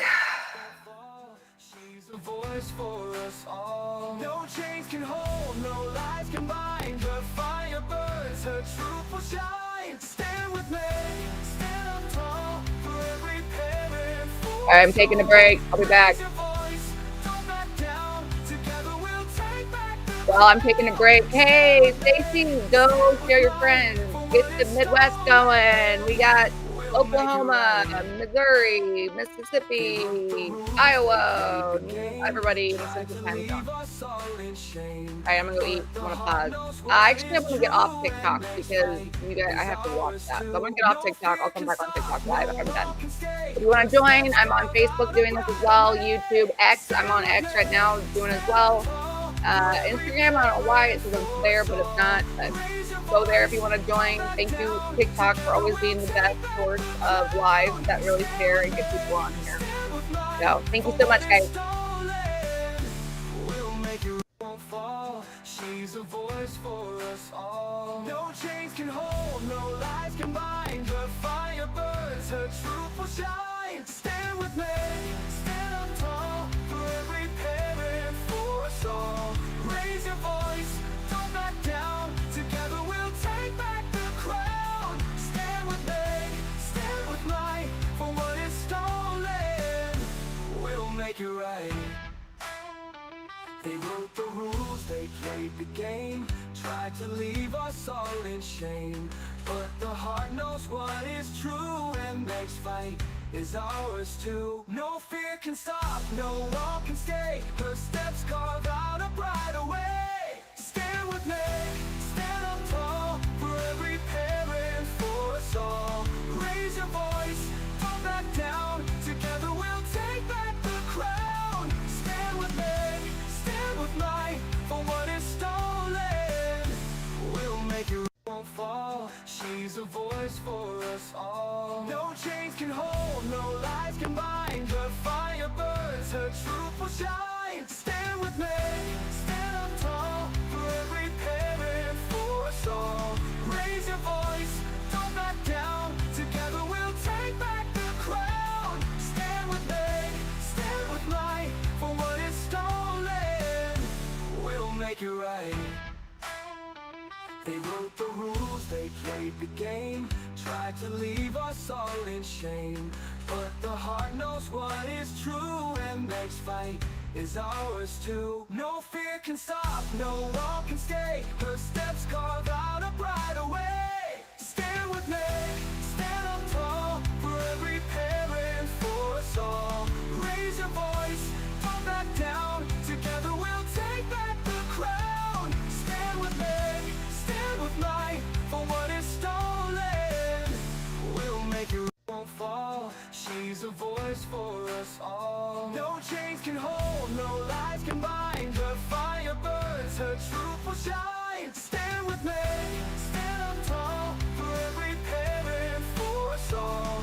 Raise your voice, don't back down. Together we'll take back the crown. Stand with me, stand with light. For what is stolen, we'll make it right. They wrote the rules, they played the game, tried to leave us all in shame. But the heart knows what is true, and next fight is ours too. No fear can stop, no wall can stay. Her steps carve out a brighter way. Stand with me, stand up tall. For every parent, for us all. Raise your voice, don't back down. Together we'll take back the crown. Stand with me, stand with light. For what is stolen, we'll make it, won't fall. She's a voice for us all. No chains can hold, no lies can bind. Her fire burns, her truth will shine. Stand with me, stand up tall. For every parent, for us all. Raise your voice, don't back down. Together we'll take back the crown. Stand with me, stand with light. For what is stolen, we'll make it right. They wrote the rules, they played the game, tried to leave us all in shame. But the heart knows what is true, and next fight is ours too. No fear can stop, no wall can stay. Her steps carve out a brighter way. Stand with me, stand up tall. For every parent, for us all. Raise your voice, don't back down. Together we'll take back the crown. Stand with me, stand with light. For what is stolen, we'll make it, won't fall. She's a voice for us all. No chains can hold, no lies can bind. Her fire burns, her truth will shine. Stand with me, stand up tall. For every parent, for us all. Raise your voice, don't back down. Together we'll take back the crown. Stand with me, stand with light. For what is stolen, we'll make it right. They wrote game, tried to leave us all in shame. But the heart knows what is true, and next fight is ours too. No fear can stop, no wall can stay. Her steps carve out a brighter way. Stand with me, stand up tall, for every parent, for us all. Raise your voice, don't back down, together we'll take back the crown. Stand with me, stand with might, for what is stolen, we'll make it, won't fall. She's a voice for us all. No chains can hold, no lies can bind. Her fire burns, her truth will shine. Stand with me, stand up tall, for every parent, for us all. Raise your voice, don't back down, together we'll take back the crown. Stand with me, stand with might, for what is stolen, we'll make it right. They wrote the rules, they played the game, tried to leave us all in shame. But the heart knows what is true, and next fight is ours too. No fear can stop, no wall can stay. Her steps carve out a brighter way. Stand with me, stand up tall, for every parent, for us all. Raise your voice, don't back down, together we'll take back the crown. Stand with me, stand with might, for what is stolen, we'll make it, won't fall. She's a voice for us all. No chains can hold, no lies can bind. Her fire burns, her truth will shine. Stand with me, stand up tall, for every parent, for us all. Raise your voice, don't back down, together we'll take back the crown. Stand with me, stand with might, for what is stolen, we'll make it right. They wrote the rules, they played the game, tried to leave us all in shame. But the heart knows what is true, and next fight is ours too. No fear can stop, no wall can stay. Her steps carve out a brighter way. Stand with me, stand up tall, for every parent, for us all. Raise your voice, don't back down, together we'll take back the crown. Stand with me, stand with might, for what is stolen, we'll make it, won't fall. She's a voice for us all. No chains can hold, no lies can bind. Her fire burns, her truth will shine. Stand with me, stand up tall, for every parent, for us all.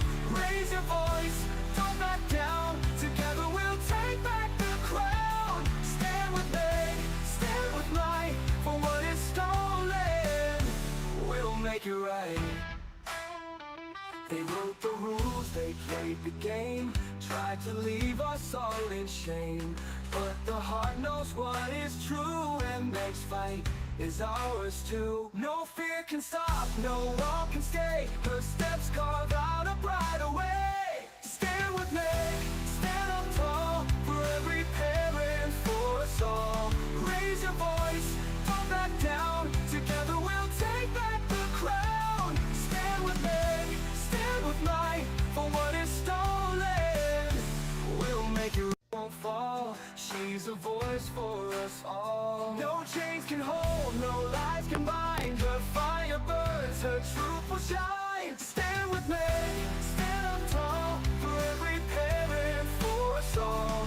Raise your voice, don't back down, together we'll take back the crown. Stand with me, stand with might, for what is stolen, we'll make it right. They wrote the rules, they played the game, tried to leave us all in shame. But the heart knows what is true, and next fight is ours too. No fear can stop, no wall can stay. Her steps carve out a brighter way. Stand with me, stand up tall, for every parent, for us all. Raise your voice, don't back down, together we'll take back the crown. Stand with me, stand with might, for what is stolen, we'll make it, won't fall. She's a voice for us all. No chains can hold, no lies can bind. Her fire burns. I'm back. I'm back. I'm switching. Hold on. Let's go here. I'm back. Welcome, everybody. Oops, didn't mean to do that. There we go. This is what I wanted. I love my people. So amazing. Welcome back. Thank you. I got to eat a little bit. Now I'm going to go live on TikTok.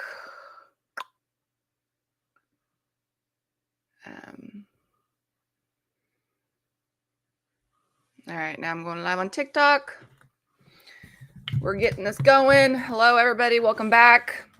All right, we're about to kick off. We're about to kick off the Midwest Central. Anyone here? Please share if you know anyone that's a parent. They need to hear these stories. They need to hear and know that their rights are not protected at all with our system. If you have a lunch break right now, please take the time. Hold on a second. I have somebody confused.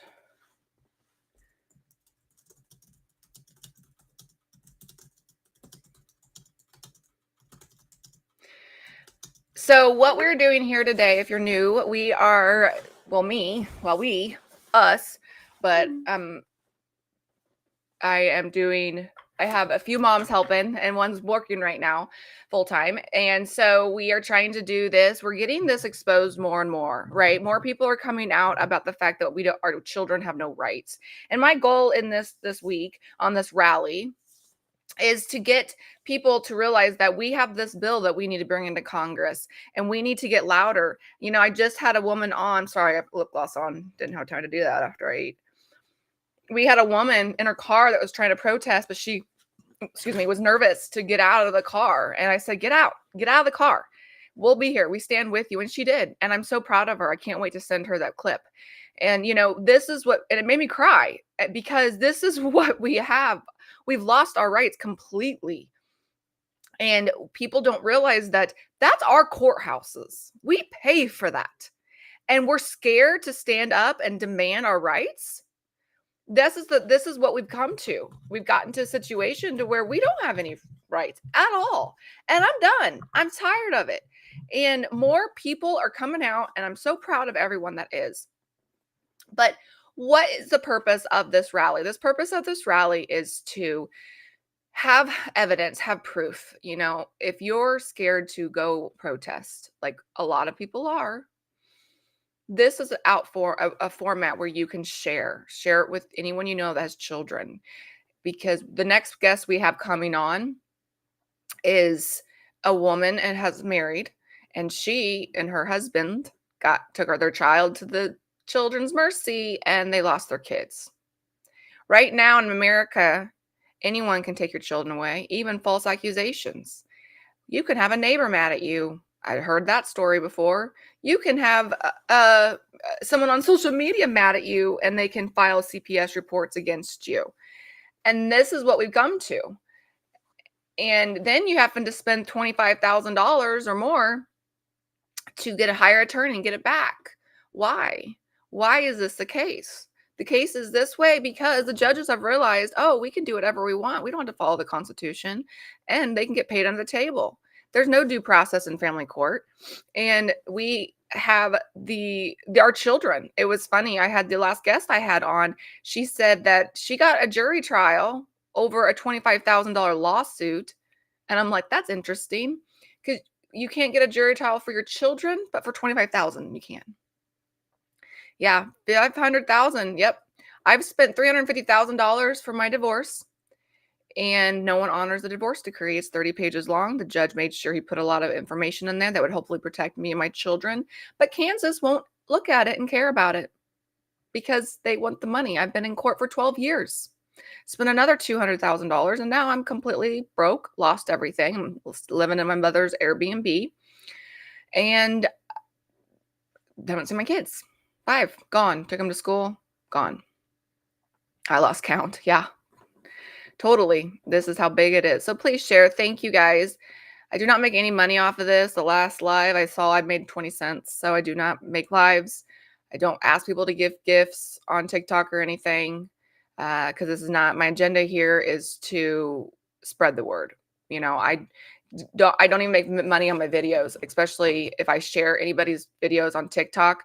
I get completely booted out. So I do all the videos you see, can get 5.5, 6.5 million views. I don't make any money off of it because I would rather share people's story and support people than make the money. Now, do I wish I made money? Yes, but it's not important for that. I'm working hard to make money on my website in other ways like that, meaning ads. You can put ads on your website. My website's getting hit like crazy, which I'm thankful for.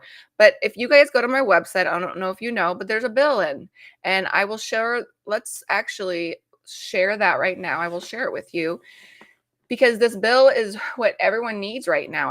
Everybody needs this if you have a child at all. So let me go and share.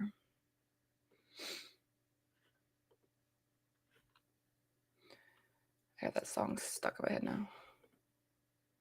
Okay.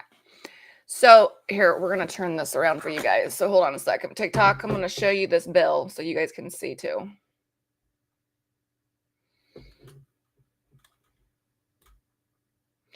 All right. So this is the bill. It's called the Family Justice Accountability Act. I put it on my website. This is the beautiful woman that wrote it. She's from Florida. I've talked to her many times. She's a sweetheart. But she knows the system and knows what she's gone through as well. But she's been writing this bill for 2 years straight. And this is a federal bill. So this is for everybody. Our plan is to take this and get it completely passed in October. So we will be heading there in October. But here is the big points about her bill. TikTok, I don't know if you can see that, but so public family court, meaning if you realize it always has been public to be in family court, but lately they don't like more and more people showing up. So we just had a woman in Florida. She had people there to go with her, and the judge said no one's even allowed. She had to go in by herself, and that's a violation of right. I just can't believe these judges. They decide whatever they want to do. So all children interviews by the GAL or therapist need to be recorded, period. I have so many situations on that.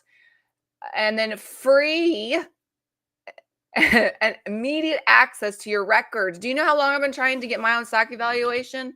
Do you know how many times I've been trying to get my own kids' information? Yeah, denied. Jury trials on high case stakes. This is why this will help everyone. No permanent removal of a children unless a full evidentiary hearing. What does that mean? That means in court, people on the witness stand testifying. You get to actually share your truth. The jury and then a jury reviews. There's no more emergency ripping kids away. And this is what needs to change and happen. This bill is spot on. And she didn't miss anything in this bill. We have to ban. This is why I'm doing this. I am trying hard to expose this for everyone to know about the fact that this bill needs to get in and pass. Email your legislator, say, I want the Family Justice Accountability Act passed.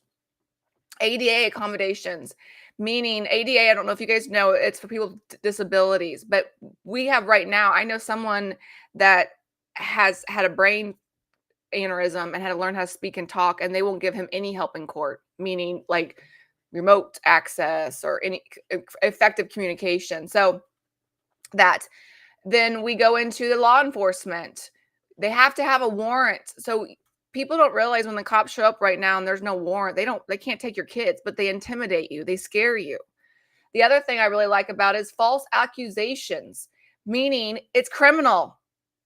If you're going to lie about a child, you should get in trouble. So false accusations will be faced criminal charges now on. Wouldn't that be nice? How many of you guys have with your children lost because of false accusations? In my case, I had my ex violate the order, which no one cares he violated it, right? In family court. And met with a therapist for over a year and convinced her of all these horrible lies about me and nasty lies. So, you can walk into Walmart right now and steal $5 worth of merchandise and you get a criminal charge. But making lies up against a parent, a child, nothing. It's ridiculous. I got to take another drink. I apologize. Also, anyway, this just goes on and on. I try to dissect it for you guys so you can really understand this. But one thing I really like about all of this was the down here. If they actually they get audited, by the way, that's a big thing. Data, public dashboards, that's all. This is huge. But the coolest thing is if this happens to you, the person that did it has to pay for anything that you've had to pay. So everybody's business fees, travel, cost, therapy, trauma therapy for kids recovered. So, if we have this bill in place and let's say the judge did not honor this bill, then they have to pay to take care of it, or your ex. So this bill is amazing, and I hope everyone can learn about this. Our goal is to, here's Francesca too. You can go down there and see her stuff. She's the one that wrote the bill. Our goal is to go there in October and make a way for us to get this passed. All right, let me take you back. Stop sharing, flip camera. I'm going to get ready for my next person to come on. Oh, I guess you want to watch her too. So I guess I got to take you back. Anyway, all right, let me send this link. Her name is Sarah. She actually lives in my county. She's been working really hard on Instagram to get this known. CPS needs to give good parents a chance. Yeah, well, you guys realize right now, if the reason they're taking good parents away, children away from good parents, is because it's more money for them. Yeah. Isn't that crazy? Okay, let me get back. Copy. Wait, I need to make sure.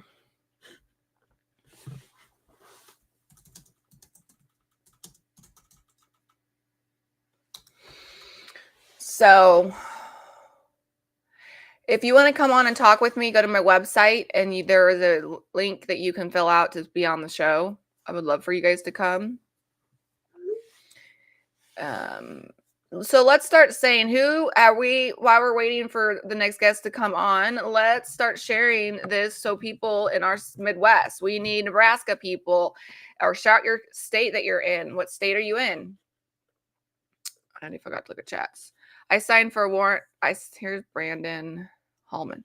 I signed for a warrant on mom for felony when she was planting a recording device in my daughter's bag. Jugs took away my overnights and holiday time. Yeah, that sounds about right. You stand up for your rights, and then they say, "Oh, darn it, you tattled, you lose your kids." Virginia, Denton, Texas, Iowa. We got some Iowa in there up in the house. We got in Kansas, Missouri, Michigan.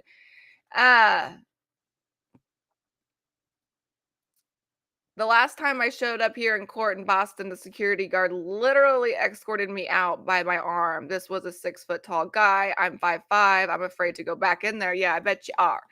Yes. So what state are you in part? We are trying to spread awareness. We're trying to tell people how sick and corrupt the system is, and let them know that as of right now, if you have a child in America, worldwide, really, you have no rights to them, and it needs to stop.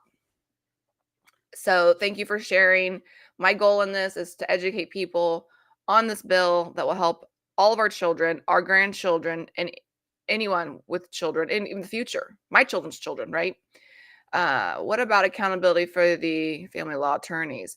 Yes, that's a great question. On the bill, I need to see if she did. We're supposed to get her on here. Oh, whistleblower. It does have whistleblower protection, which what like that story I just read where the guy got in trouble, lost his kids because of that.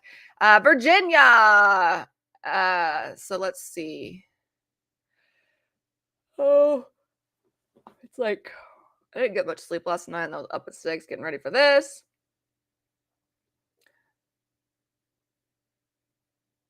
I know that she put something about the attorneys in here. I just can't remember. I don't know it. I will say the case audits, and then this will start rolling out once we get it passed. That's why it's so important. Yes, police officers are doing it. Now, here's the one thing I want you to realize.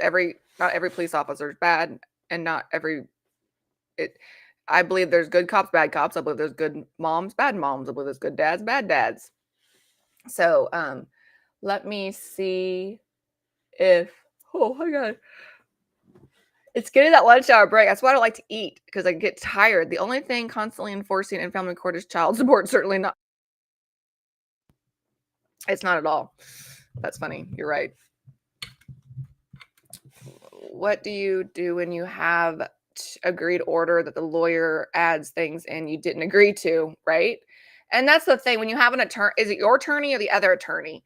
If you have an attorney, your rights are really, really constrained. That's why I tell everyone to learn how to go pro se. I believe that our court system need to be like Judge Judy, where everybody in court is just like a mom and a dad telling the judge. And then if it is a high conflict, we go to the jury. But I don't think we need attorneys. Attorneys make too much money off of us, and they purposely keep us in for for years and years just to bill us. You know, I'm completely broke. I had 0 credit card debt, and in 2 years, I have $80,000 in credit card debt because of attorneys and therapists, a reunification therapist, and so. Is there a protest in Redding, California too? I know California is getting louder. I'm excited to do theirs tomorrow. So tomorrow we will do the East Coast and Mountain Time. Today was supposed to be the Midwest. And I'm not kidding you. This has not been very organized. We've tried. I mean, I was really busy filing my Kansas Supreme Court filings last week. And I have had working on a show that I still haven't got to post all of those shows. But, you know, when I committed to this, I said, okay, we're going to do it. And we'll do it again. My belief is next time we'll do it in October, the 3rd week of October. My goal is to raise enough money. If everyone on my platform just gave $1, we could rent out the whole hotel and people would have at least free room.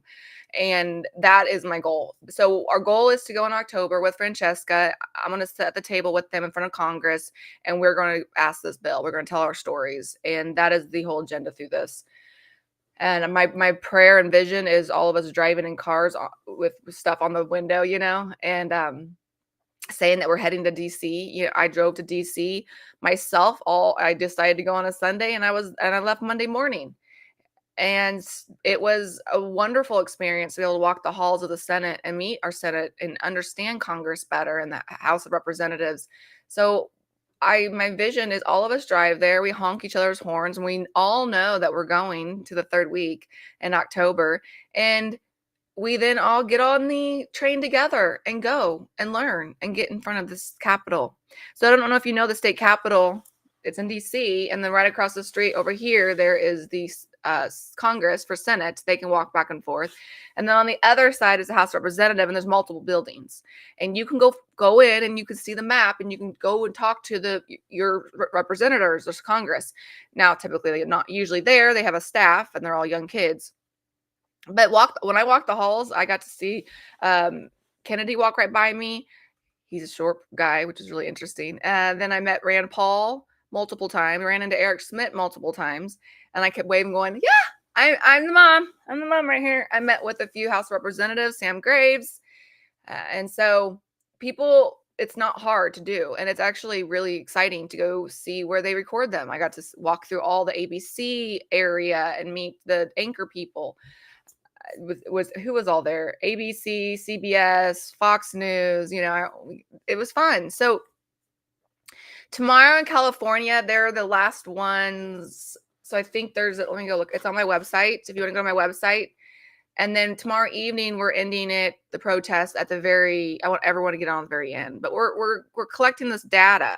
Anytime I'm live, it will tell me how many people came on. And I want to be able to go to Congress, and this is how many people are hurting.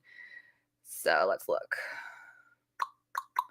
Pacific time, yes, it's 11 a.m. tomorrow for you guys.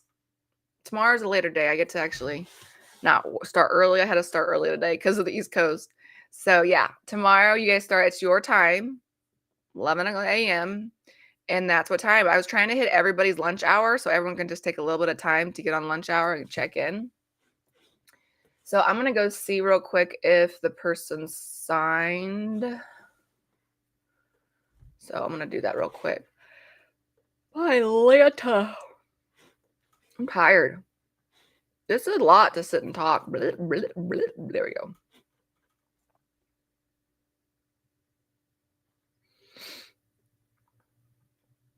I think it's Meg. can never remember. Court with East Coast yesterday. I couldn't get on access for Ohio. Actually, we're right now for this is for Central Time and East Coast. I mean, really, you guys, I was just trying to give an hour per thing, but we've done the East Coast. So yeah, share away, and get more people on here. We need to get as many people on here. Just say, hey, you got 2 minutes, get on here. I'm on YouTube right now too. You can go to my YouTube at Stand With Meg and share that if they have. So Leslie, there's people protesting right now currently, and then and I built this online versions for people that are too scared to go in person, and that is kind of what's happening here. So we're trying to get stats in online how many people are struggling. So Leslie, if you just share, tomorrow we're focusing on Mountain Time states and the Pacific Time states. And right now, today has been these East and Central Time, and that's where I'm in Central. And Ontario, Canada. Yes, I don't know what time zone you're in, but you guys are part of the time zones if you want to call it like that. So let's see. I'm trying to get to my other email.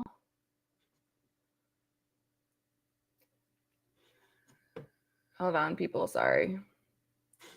I'm doing this pretty solo. Thank you for sharing, guys. East Coast time. Hold on. Oh, are you answering that? So let's see.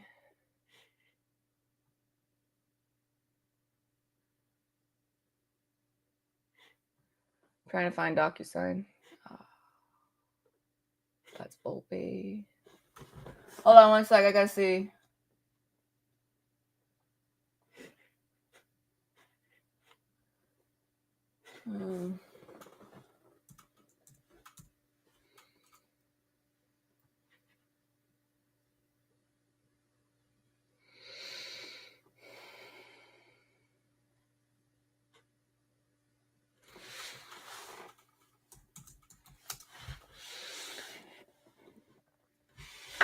I know, Danielle, that's a hard part.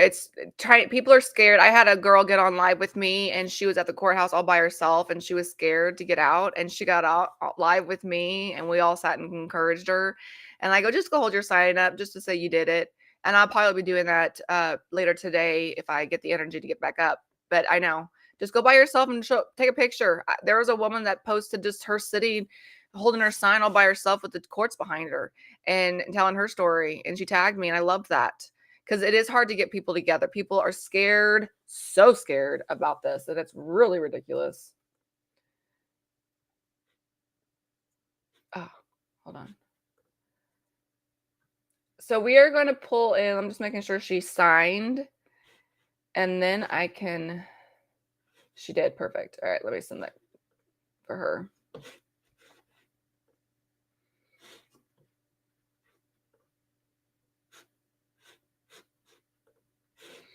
All right, let me get my next person to come on. Her name is Sarah, her husband and wife, no family, no divorce. So this is what people need to realize. This can happen at any time. Take your kid to the hospital. Guess what? All your kids are gone. And this happened to this family. Good job, Danielle. Yes, I'm so glad. More and more people are speaking out, and I'm so proud of them for that. And it's amazing. So the more we share, and anytime I see someone else that's fighting, I love to share your stuff because I want everyone to get big on social media. I want us to be all the people that are the biggest on social media because we're fed up with the government taking our children away. And we won't be silent. You can't scare us anymore because you mess with one, you mess with all of us, right? And that's where also you guys sharing your state is also important because if you're in the same state that someone shared, I need you to go follow that person, connect with that person, find a community in your area. And people are scared to share online, but that's why I try to give a platform for you guys. There's that video where I say, like, it's that trending audio, what's hello, where are you from? And that blew up, and everyone, all their states. And it's cool. Sometimes I see people that actually will go in and say, I'm following you, right? So I'm going to get ready for Miss Sarah. Just give me 1 minute. I'm going to hit this real quick so I can set up my TikTok and take a drink real quick. And then Sarah's coming on. I'm so excited. We've talked a lot on the phone, but never got to do this. We've always been wanting to. Hold on.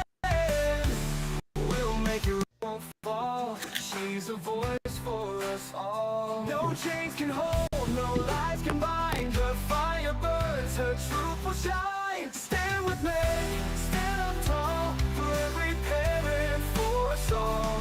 Raise your voice, don't back down. Together we'll take back the crown. Stand with me, stand with light. For what is stolen, we'll make it right. They broke the rules, they played the game. Tried to leave us all in shame. But the heart knows what is true, and next fight is ours too. No fear can stop, no wall can stay. All right, I'm back. I'm sorry. I needed to break real quick, and I'm getting tired of you guys watching me drink. So we're going to welcome in Sarah. Let me bring her in. I'm super excited to see her. I love her. She's amazing. Ah, there you are. Hello. I'm so excited you're here. Let me change this setup. I don't like this setup. I've never even seen this platform. I know. We had to learn this like yesterday. No And time present. we're still trying to learn it. It's kind of crazy. But let me put my disclaimer in just so that people know that anything we say. Hold on, how do I do this? I usually like last night when we did this, I had help. There we go. And so I'm doing the solo because they have to work, right? Yeah. By the way, you're so pretty. I love you. I love your stuff. I love all the work you're doing to expose this. I know it's very hard, but I would love people to know who you are. It was funny on Facebook. They're all like, who's Sarah? Sarah who? Sarah who? I'm like, just stay and watch. She's coming. Yeah, I'm sorry. I don't have Facebook, and I know so much of the work is happening on Facebook, and I should probably get that platform, but I just You should. I know. My name's Sarah Goebel. I actually have, I guess, a unique way into this fight. I don't know what, Meg, you've said about my story. If I should just start from the beginning of, we've had a lot of people that are married go. I just had a woman last night on. Her and her husband lost their children 3 same way. Okay. They're still fighting. So and you know this, your story is, you didn't realize how many more people are struggling. So yes, please tell your story. All I've told them is you're a wonderful married couple. And even if, they didn't go to family court, but they still lost their children, because I want everyone to realize right now in our country, all our children can be gone like that. Yeah. I think, like the caveat is to say before all of this, before we were involved in this, I probably was one of those people that like, well, if the court says to take the kids, obviously there's something a had reason. to happen. 100%. And so what happened in our situation is back October of 2024, I had just given birth in July. We had a new baby. I have a 10-year-old too, but we had a new baby in the house, and he had a moment where he wasn't eating very well, which is very abnormal for my son because he's huge and loves to eat. And so we went back and forth, like trying to feed him for hours and couldn't. And so we took him to an ER very close to us, and they did a full Children's Mercy, right? Oh no, an ER. This is before Children's Mercy. Yes. So this is proof that you were trying to help your baby. Right. Okay. Yeah. This first, like 4 a.m., we run him to a local ER in our neighborhood. They do a chest x-ray, tell us literally he just has gas in his belly and to go home.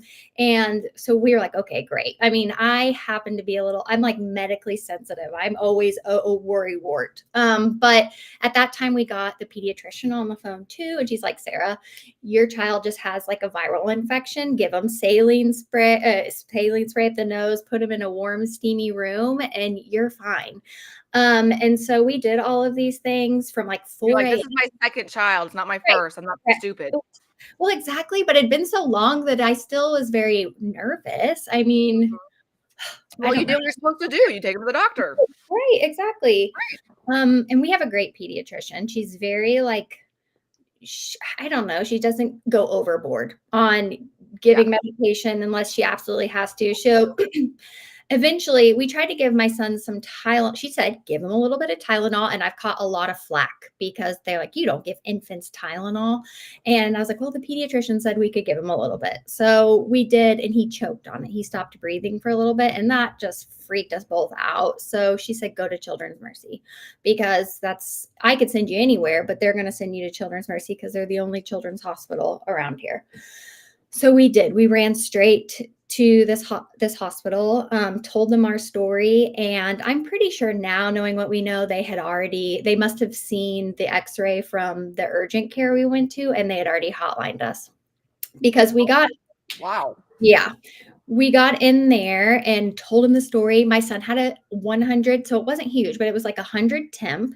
But And I mean, 3 months old, right? right, exactly. And so it wasn't nothing. I mean, it all now points that there's something with an infection. he had an infection, and that's why he couldn't swallow. His throat hurt. But apparently the x-ray at St. Luke's, the ER that we went to, showed a rib fracture, which they didn't tell us. Nobody told us this. Obviously, So you're talking about the x-ray that was done at the other urgent care. the urgent care. They didn't say there was a rib fracture. Then you take them to Children's Mercy, and you said you think you already looked at it and hotlined it. They said there's a rib fracture. Right. They hotlined immediately, but I think this is where it was crazy because they didn't tell us that there was a rib fracture. They said, we need to take him. Well, I said, I want a throat scope. I want an MRI. Like, I wanted everything done because I wanted to make sure he was okay. And they were like, yeah, we'll put him in a full body scan, right? Which is what they have, a scan team. It's their child abuse services. We didn't know at the time that they were involved in this already. So you mean that they were there and you didn't know who they were? They didn't identify themselves? Right. We didn't know until So you just saw these people and you didn't know who they were. They didn't. Right. They were weighing in the background. Okay. So they weren't even presenting. They're all talking behind your back. Oh, right. Yeah. Well, and I think the craziest part too is they hotlined us because of this rib fracture, which I understand. If a baby comes in with a rib fracture, then you should look deeper into that. But then what they do is they put children through a full body scan. And what they're doing at this stage is looking for any underlying other signs of abuse. And they came back to us, and we still didn't even know about the rib fracture at this point. But they sit us down in a room, and I genuinely thought that they were about to tell me that my son had cancer because they were like, I bet you did. They were like, we have some really hard news to share with you. And I'm just like, oh my gosh. Oh yeah, I can't imagine your heart. Oh, I just almost lost it. And they were like, we found several fractures in your son's body. And I obviously freaked out again too, just immediately started crying. And there was a note in their files like, mom acts inappropriately to this news. It's like, of course. But I freaked out at that point because we had recently hired someone new to nanny in our home. And I was like, oh my gosh, this woman has been hurting our son behind our back. Oh, I can't imagine. Yeah. So then I was freaking out, but never once, I guess, did I realize they were looking at us. Like they had immediately just assumed. Yeah, because your brain's like, oh my gosh, I'm the one that created this because I hired this nanny, blah, blah, blah, blah. Right. And at the same time, they were like, it's you. And they had already, I mean, at that point, I'm assuming now, and this is assuming, I can only go off of what I know and what I've seen in the files, that the minute they saw the rib fracture is when they decided that we were abusing our son. And there was no other checks and balances done. They made their decision. They decided it. It's done. Deal. You're screwed. Exactly. And so here I am. I'm like, oh my gosh, somebody's been hurting our son. Like, I will do whatever you need. You want me to talk to the police? You want me to talk to DCF? I'll do whatever, because I know we didn't do this. Like, I'm a helicopter mom. I have a hard enough time leaving just anybody alone with my son. So I was like, I mean, look at the plants behind you. You love to keep things alive. I like keeping things alive. Exactly. I keep plants alive. Right? I love your plants, by the way. Yeah. Thank you. It offers a nice backdrop. I love it. That's what I'm saying. But look at you. Like it just blows my mind. People don't realize this can happen to anybody. Well, that's the thing that's crazy. And I know, like, this is always a shot to the ego, but sitting in that hospital, and we were in there for a week. They held us in for a week. They didn't treat my son for one thing. I think I said this, but they said his body was full of fractures. I think they had like 14 injuries pointed out at one point in time that we've now basically disproven all of them. They read his scans wrong or intentionally lied to make it seem worse. I think they intentionally lied because that doctor needs to be sued. Yeah. And So a whole week you sat there in the hospital. and it was just so that they could case build against us, right? They were listening to our make money. conversations. They were charging. Well, here's the other thing, crazy Meg, is that we've kind of uncovered on the Missouri side, because Children's Mercy sits Kansas, Missouri. Yeah. On the Missouri side, mind you, the head of this scan department, the very tippity top head of it, he also sits on a board in Missouri that decides how much money all of the hospitals in Missouri are going to get for their child abuse specialties. Okay. So tell me that that's not a conflict of interest. That is crazy.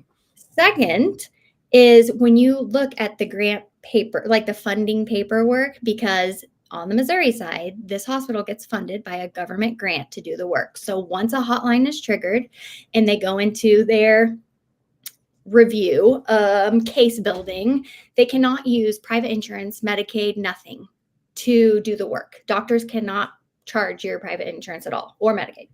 But what we're finding out, looking at our bills, the families that have gone through this, is that they are charging the government grant and they're charging private insurance.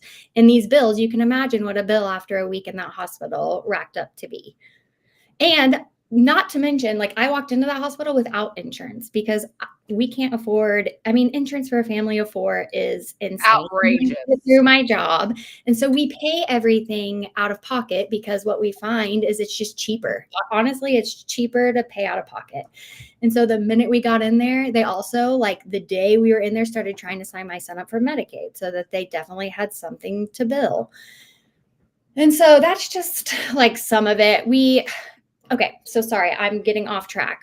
Basically, we spent a week in there. They never looked for anything. They didn't even run a basic vitamin D panel. And I don't know how much you know about bones, but yeah, that needed to be looked at. Like, that's the number one thing you do first is what's your vitamin D level look like? What's going on? Like, if there is, like who had something wrong, born with a disease. Yeah. Right. They didn't look for any kind of genetic causation. They just said abuse. Yeah. Exactly. And then from that point, it was everything that was on my son was abuse. So to the point where he has a stork bite he was born with on the back of his head, they tried to say that was abuse. He had stork bites that he was born with, still has them in the corner of his eyes, abuse. Like every single mark on his skin, because he's got very sensitive skin, we now know probably linked to Ehlers-Danlos syndrome. They were trying to say that it was bruises and abuse. And it was insane. It was like once they had done it, then they have to prove like overabundance that we are just to cover their butts. Exactly. And that's what they do. And especially in my situation as well, the judge, I know if I go to finally have trial, he'll still say that I did all this stuff wrong because he has to cover his own rear now because he took my kids away. Right. They're covering their rear because they're like, oh, we can get in trouble for this, so they'll make up anything more and it'll just keep growing like it is. Well, see, and that's we have to like pause this topic because I've been finding something else recently that we need to jump into. But essentially, after that was done, this is a huge debate on my social media platforms. After a mandated reporter hits abuse, then everybody says, well, then it's DCF's job to do an investigation, right? Okay, well, I don't know how many people have dealt with DCF, but they're not investigators. And the people who call themselves investigators, that's a joke. Like, to call themselves investigators is laughable because this woman assigned to our case are usually like right out of college, no experience, 25, 24. Oh yeah, I've met a lot of them. Mm-hmm. And they know nothing about medical. Like these people have no idea how to talk about medical. And they have more rights with our children than we do. Right. So this woman that they bring in, she just decides, obviously, like the doctor said it was abuse. She's going to say it's abuse. So she just wrote up a petition for court that she told us we were going to 24 hours before we went. And it was literally just the notes from the doctor. She did a Sunflower House interview with my daughter, which came back swimmingly. My daughter said, my parents have only taken my iPad when they're mad at me. Like no signs of abuse. They talked to her teachers. No signs of abuse. Like this is a happy, thriving child. She was 9 at the time, mind you. So she can also talk very eloquently by herself. Yeah, right. And they told her they believed her.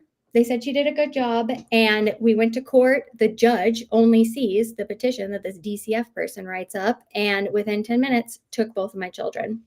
We had no chance. I didn't even know what to expect. I honestly, up until that point, still thought that due process was something that existed, Yeah. that we were going to have, that my lawyer would step in and say, wait just a second, because we had 2 initial emails from someone who I had sent pictures of my son's scans that said it looks like he has rickets. My lawyer didn't even raise his hand to bring it up. Like, wait just a second. I And think how much did you pay a retainer for that, a lawyer? it was not much. And you know, the sad part about it is I have never been in trouble with the law. So I didn't know what to look for in a lawyer. Right. And I had 24 hours. So we were just Hail Mary, like trying to find a lawyer. And he told me after we were done, you know, that petition was pretty bad. And usually the people I represent actually do this to their children. So it's like, oh, okay. So he didn't believe you. Probably not. Had you seen the sunflower forensic interview? No, we still haven't seen any of it. They still haven't released anything.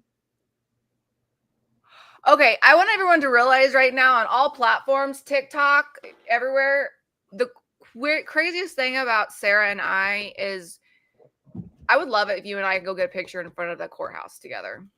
Yeah. Because it was funny the other day. I said something about crying out after my kids were taken, and you said I did the same thing. Yeah. And when I lost mine, the same thing as you. It was like literally, where's due process? No one even asked me if these accusations were true or not. No one has, and they just took my kids.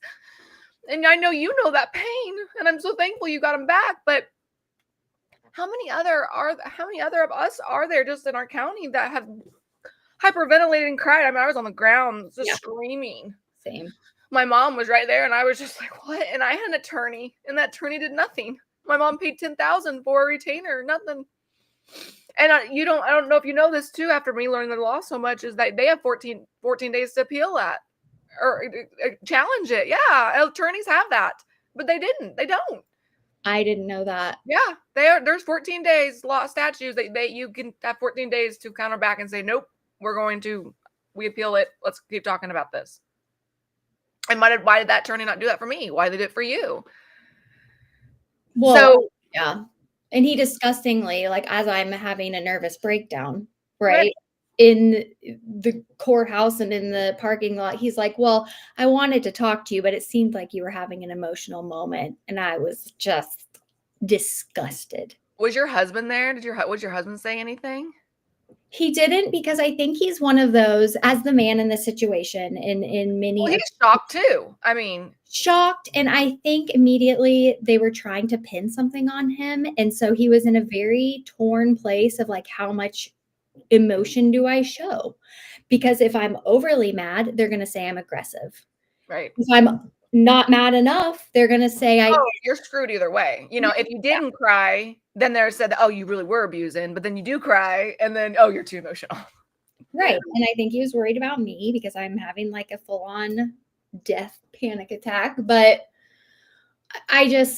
I could not believe that in this country where I've been sold since I could repeat the Pledge of Allegiance, you know, that we have these certain constitutional rights that are supposed to protect us from government overreach, that I had just gone from being a terrified mother who ran her child not only to one ER, but then to talk to a pediatrician and then to another ER. Nobody used critical thinking skills to say, oh, these parents are obviously scared for their children. Mm-hmm. And a judge just care for the children. took them, passed them through 3 different homes in a single month because nobody could long-term keep both of my kids.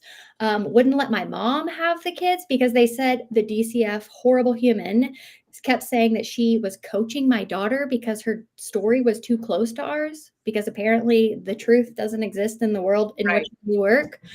And didn't you say one time that the person, the foster family that came picked up your son, didn't even know how to put the car seat in the car? Foster family. So in Kansas, right? Like DCF contracts with KVC to be the middleman. I'm suing KVC next, just so you know. I know. And I'm hearing there's like little I can say right now because we are. Yeah, I know they were pretty nice to you. Litigation, and KVC was honestly one of the only things that saved us. I know we're lucky now talking. Well, it's really the person. That's the thing too. It's not the company. It's the person. Well, yeah. And we got so lucky that the first girl was great. That's the thing. She was the first person in our home. And I think the minute you walk in our home and you see like my daughter's bedroom, and it's like the bedroom of a very happy little girl, and my son's, his nursery. Right. I don't know. It's just very obvious when you spend time with us. And so your children were taken for 3 months, you said? 6. 6 months. And your daughter was 9 at the time. She's 10 now. Okay, And she's 10 now. yeah. Like that, I mean, your son, that was horrible, especially for you, but he won't remember it, right? But I don't know. your daughter will remember. Daughter. Then there's fallout. I mean, we see little signs every single day. Yesterday was a perfect example, actually. We were eating chili and like there were some chips on top, and my son eats anything. He's an endless pit. He's 13 months old now. And like one of the little chips got stuck in his throat, and he was kind of coughing and gagging, and she like had a full-on PTSD, just started crying. And every time he like cries a little bit, she is like, oh no, it's going to happen again. They're going to take us again. Oh my gosh, that is horrible. It's awful. And it's gross enough that like things that every time somebody asked the DA on our case, like, what about Sawyer? Like they said even in our petition, no evidence of abuse. And yet they lumped her in with this. And the DA said, she'll get over it. The district attorney? She'll get over it. Can't stand our district attorney. So out of all of this, how much money have you spent? Because didn't they? So after going through 2 terrible lawyers, we had finally some success finding a criminal defense attorney. I would say my recommendation is stay away from family court lawyers in general. My husband does have a family court lawyer, and she's been good because of connections, I will say. But I would never tell someone going through this to get a family court lawyer. My criminal defense attorney was great, very expensive. In total, we've spent between 60 and 70 grand. I know we're actually pretty lucky because people have spent hundreds of thousands of dollars. And this is all because and this is not even including the bills from the hospital. Well, I'm not paying any of those. Good girl, not. No. Good girl, do not. I refuse. But this is all just because you took your son, 3-month-old son, to the hospital. Right. And I think that is where I love that you and I are opposite spectrums of this, because I was in Children's Mercy with my son when he was 4 months old with RSV. Yeah. And, it could have happened to me then. Yeah. And I didn't know. Right. And so what, at the end of the day, what did you get? You got a second opinion about your son's fractures. So that was a lucky circumstance. That's another thing that costs families in this a ton of money is you have to pay to get second opinions, right? And so you have to pay to travel them out here to give the second opinions. Luckily, because of just people I knew, we got a great second opinion. She's someone who does it because she knows the corruption that lives within these children's hospitals. And so she did it for free. But she negated almost every single one of the findings from Children's Mercy. We had another person weigh in that it looked like my son did have a mark in the back of his throat. They tried to say that it was my husband sticking his fingernail in the back of his throat to cut him. But it was a viral ulcer because there were multiple signs that my son had a virus at the time. We have another expert weighing in. I have hypermobile Ehlers-Danlos, we know now, and that's hereditary. What is that? Ehlers-Danlos is a collagen, like connective tissue disorder. And so all my life I've been an athlete, right? And I've had weird like joint dislocations, hip, knees, and nobody ever was like, why is this young kid having dislocations all the time? We'll come to find out, in disorder, yeah, diagnosed with this disorder. In infants, that can look like two rubbing together, that there's a fracture, when in reality, it's just like bone growth at the end. Right. That's when the first thing I heard, I was like, I bet you there's something. Yes. Well, yeah. And then my son has craniosynostosis, which means his anterior fontanelle closed too early. Children's Mercy did not catch that. They did not even look for it. It is connected to rapid growth. And my son was rapidly growing in utero. Bottom line, we could sit here and go through the medical files. There was a billion things that pointed to my son having underlying medical conditions that nobody ever looked into. I think the craziest part, and this is like the good segue into just corruption and money in this, is now I'm on TikTok and Instagram. And after taking our story, I've started receiving Oh, thousands. you had one video that you and I posted all the comments. I couldn't believe it. Right. So that was like one of the first where I just put it out there what had happened to us, and multiple thousands of comments like, it happened to me too, or happened to somebody I know.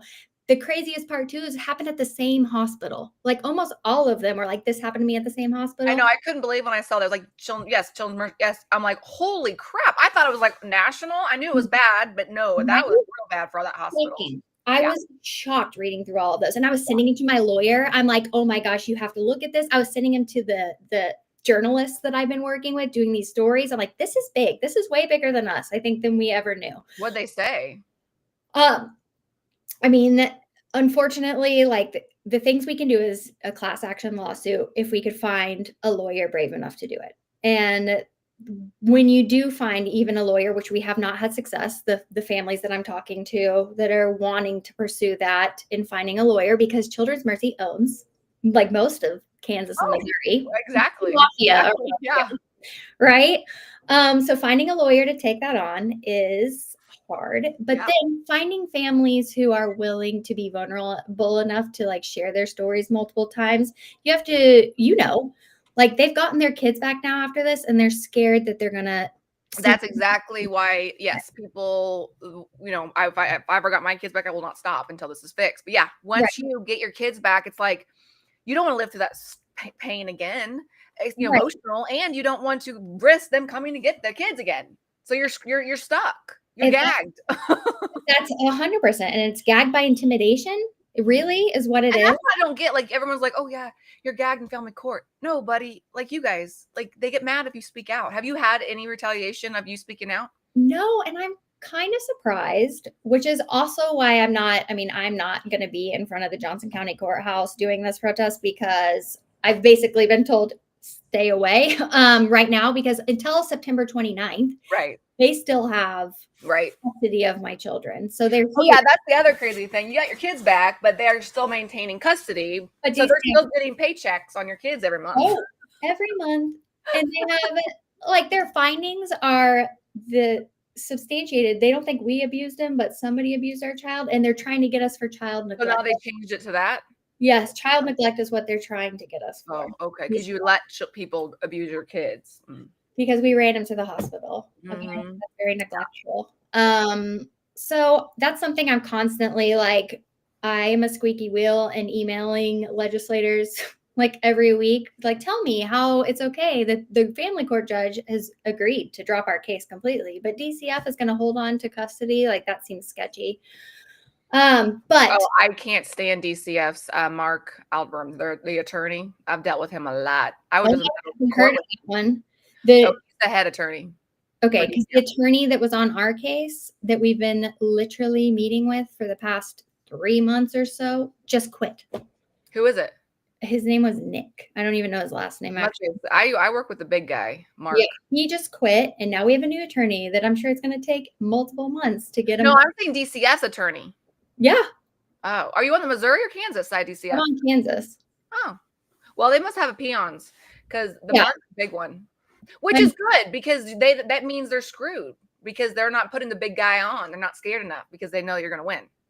Well, I think that's kind of like the crossroads that we're at right now. We have presented so much evidence showing that the proper medical attention was not paid to our child. Like he actually has conditions that we are taking care of now that nobody looked into, that the DCF caseworker investigator on this never did an investigation, and she lied in our petition to make it even seem worse than it actually was. What's her name? Can you share her name?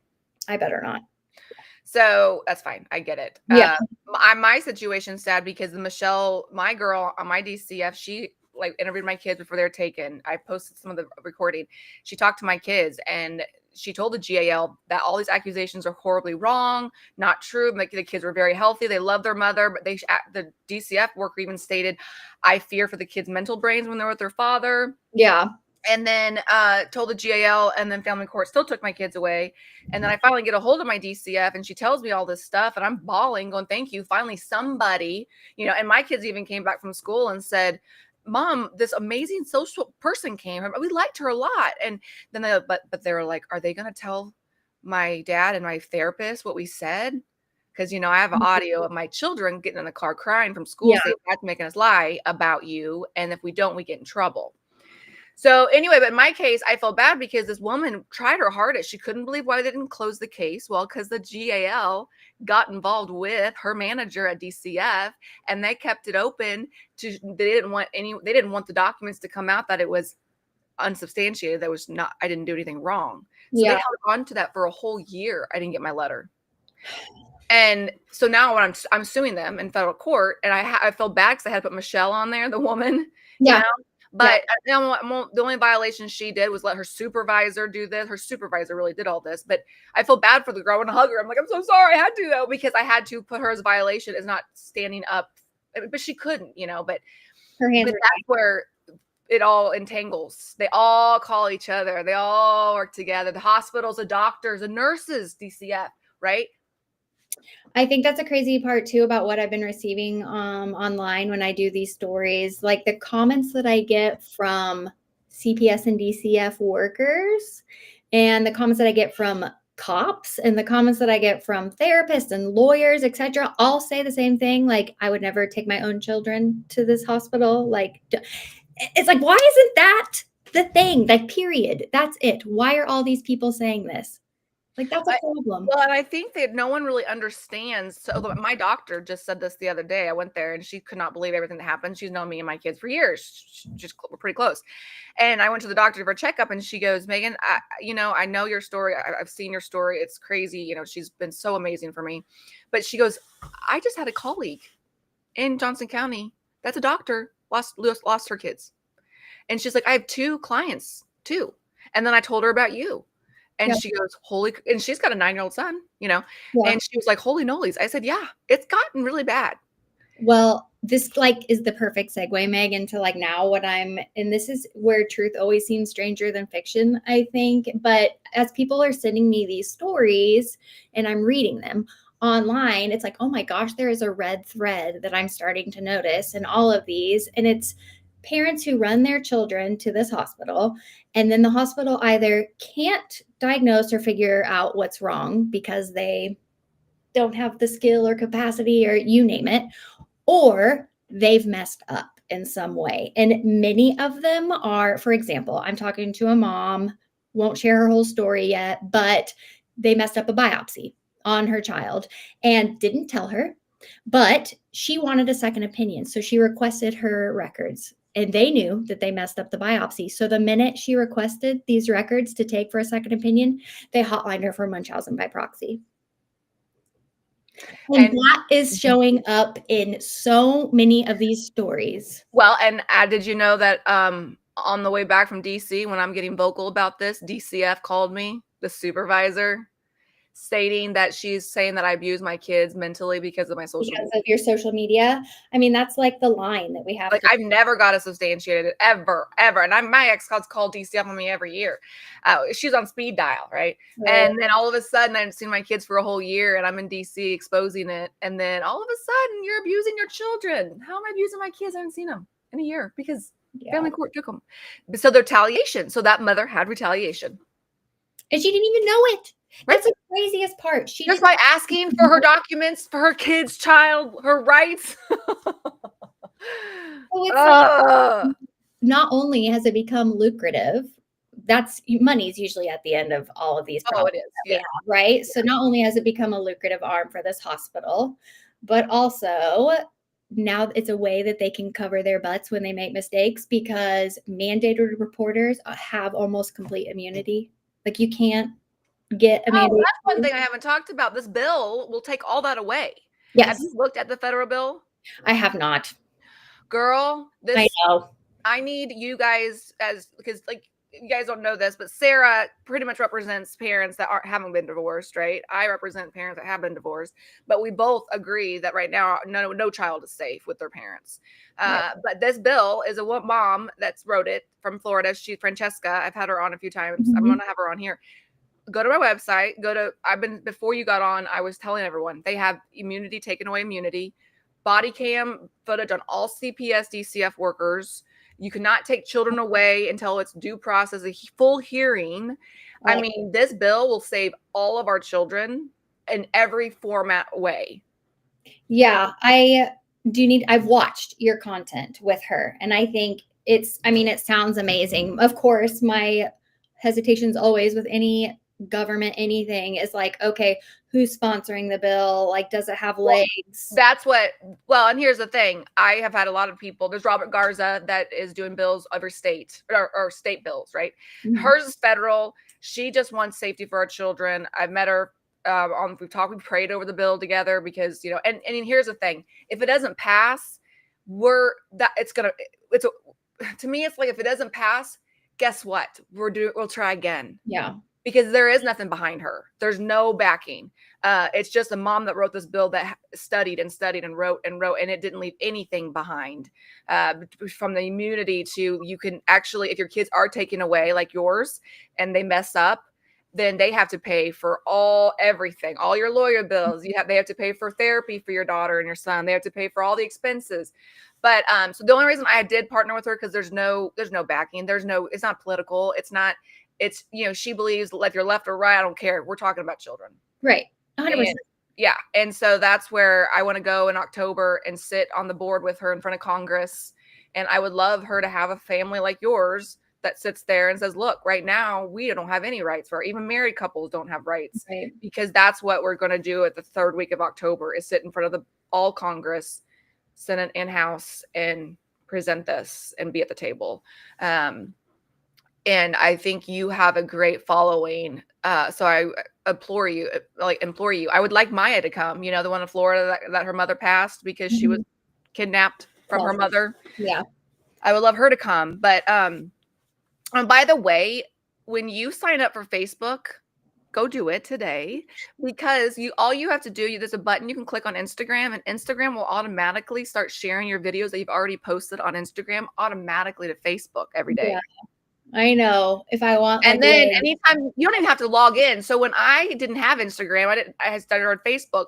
What happened was my Instagram started blowing, and I never went there. I didn't have time. So all of a sudden I go to Instagram 4 months, I didn't even checked it. And I knew Facebook was taking everything over there, right? Because they can go back and forth. Right. I go there, and one of my videos had 4.4 million. I'm like, what? What? I was like, that's a great. Yeah. Well, it was funny though, because it was a video that someone looked a Megan Miller up in Tennessee that had multiple DUIs. So they were all like bashing me. It was so funny. But so yeah, it's not hard to do. You don't even have to check in over there. Once you have Instagram, it will constantly do it for you. Yeah, I need to do that. I will do that.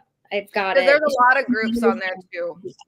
I know. And I'm trying to organize our own protest locally right now in October at the hospital, because that's the month that my children were taken. And I think that Facebook would probably help. It's got more tools for trying to do. And there's you can send things, you can send anything. You can have meetings in there now. Instagram has nothing features wise, Yeah, it is. You need to. And I think you should, and I'll help promote it. I mean, I just started my Facebook business one, and it has like 900 people, but my other one has 25,000. Yeah. On my profile one. So yeah, you should.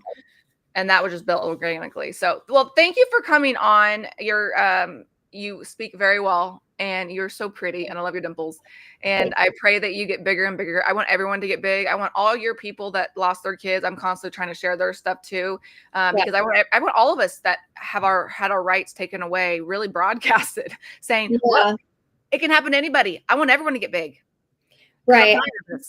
There's a way that we can start using our skills and sharing the skills that we have to make this a stronger mission. And my fight's a little different than yours. I'm fighting these children's hospitals and false diagnosis of child abuse. But we're all fighting for children. We're all fighting the same thing. And so I think, send anybody my way if you hear stories. I'm constantly, guys, and if anyone that has Sarah's story, I'm like, tag her Sarah, and she's like, I already talked to her, and I'm like, okay. Yeah, I love it. Like we have this thing. I know, it's perfect. I'm And sending we've people. never even met face to face. I know that needs to happen soon. That'll be the I know next. we will. We'll do that. Maybe when at let me know about your rally in October. I will. I will totally show up and be there. So Thank you. awesome. Oh yeah, if you can go look at the bill, it's on my website. Just go to the federal bill and I spell it down for you. Okay, perfect. All right. I'll talk to you later, girl. See ya. Bye. Thank you. Bye. Uh-huh. Okay. That was fun, wasn't it? Sarah, I have you. Don't you love Sarah? She's so sweet. I love her so much. All right. Let's see who else is going on. I have demand trial. Let's talk to TikTok for a little bit. Here, TikTok, get over here. I want to go get my chickens. I love my chickens. That was fun. Thank you, TikTok, for being there and doing it. I might take a little bit of break real quick so I can go pee. Oh, I should not have said that online. I just said that online. You know, when you're live for so long, you just forget you're live. Ugh. Okay, let me see who else has gone over. Thanks, Truth Over Silence. I'm tired. I've been doing this since 10.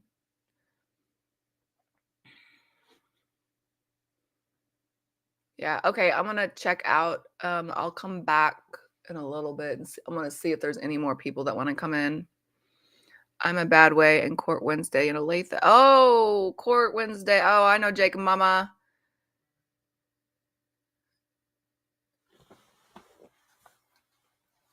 What will this bill do for people that have their children taken before this bill comes into it? It's a great question.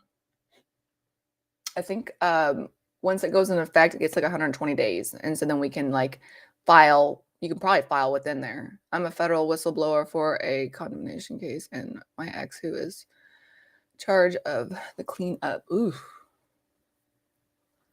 My ex is trying all these tactics. Yep. All right, I'm going to go take a break. I'll get back on live in a little bit. Bye.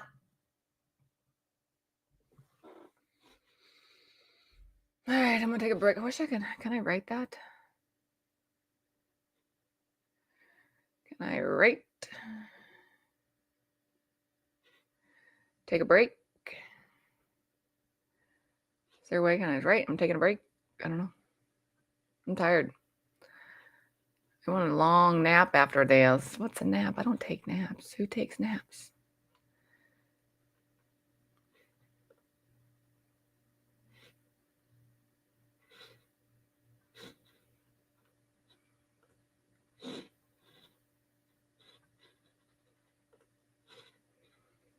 Her steps carve out a brighter way. Stand with me, stand up tall for every parent, for us all. Raise your voice, don't back down. Together we'll take back the crown. Stand with me, stand with might for what is stolen. We'll make it won't fall. She's a voice for us all. No chains can hold, no lies can bind. Her fire burns, her truth will shine. Stand with me, stand up tall for every parent, for us all. Raise your voice, don't back down. Together we'll take back the crown. Stand with me, stand with might for what is stolen. We'll make it right. They wrote the rules, they played the game, tried to leave us all in shame. But the heart knows what is true, and next fight is ours too. No fear can stop, no wall can stay. Her steps carve out a brighter way. Stand with me, stand up tall for every parent, for us all. Raise your voice, don't back down. Together we'll take back the crown. Stand with me, stand with might for what is stolen. We'll make it won't fall. She's a voice for us all. No chains can hold, no lies can bind. Her fire burns, her truth will shine. Stand with me, stand up tall for every parent, for us all. Raise your voice, don't back down. Together we'll take back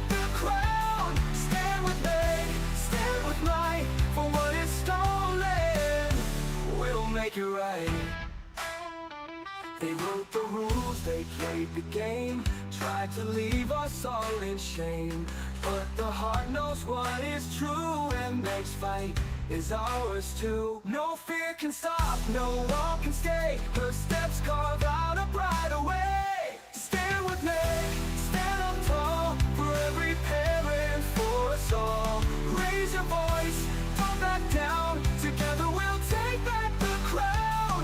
Stand with me, stand with might, for what is stolen, we'll make it, won't fall. She's a voice for us all. No chains can hold, no lies can bind. Her fire burns, her truth will shine. Stand with me, stand up tall, for every parent, for us all.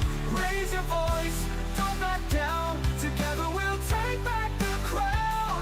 Stand with me, stand with might, for what is stolen, we'll make it right. They wrote the rules, they played the game, tried to leave us all in shame.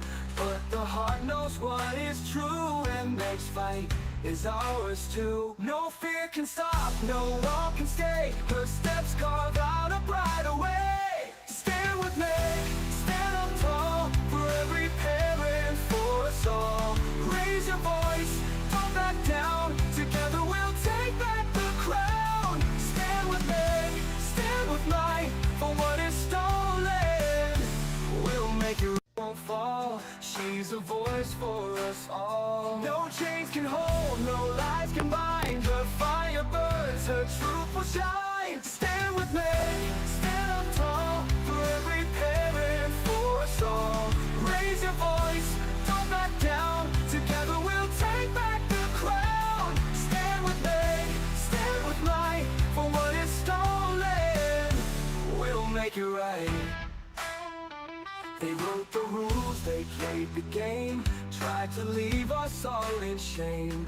But the heart knows what is true and makes fight is ours too. No fear can stop, no wall can stay. Her steps carve out a brighter way. Stand with me, stand up tall, for every parent, for us all. Raise your voice, don't back down, together we'll take back the crown. Stand with me, stand with might, for what is stolen, we'll make it, won't fall. She's a voice for us all. No chains can hold, no lies can bind. Her fire burns, her truth will shine. Stand with me, stand up tall, for every parent, for us all.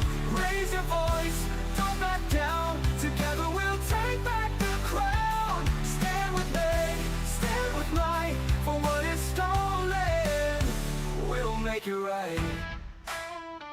They wrote the rules, they played the game, tried to leave us all in shame.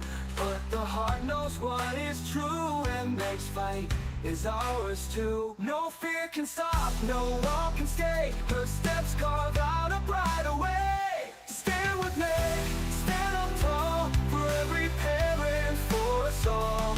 Raise your voice, don't back down, together we'll take back the crown. Stand with me, stand with might, for what is stolen, we'll make it, won't fall. She's a voice for us all. No chains can hold, no lies can bind. Her fire burns, her truth will shine. Stand with me, stand up tall, for every parent, for us all. Raise your voice, don't back down, together we'll take back the crown. Stand with me, stand with might, for what is stolen, we'll make it right.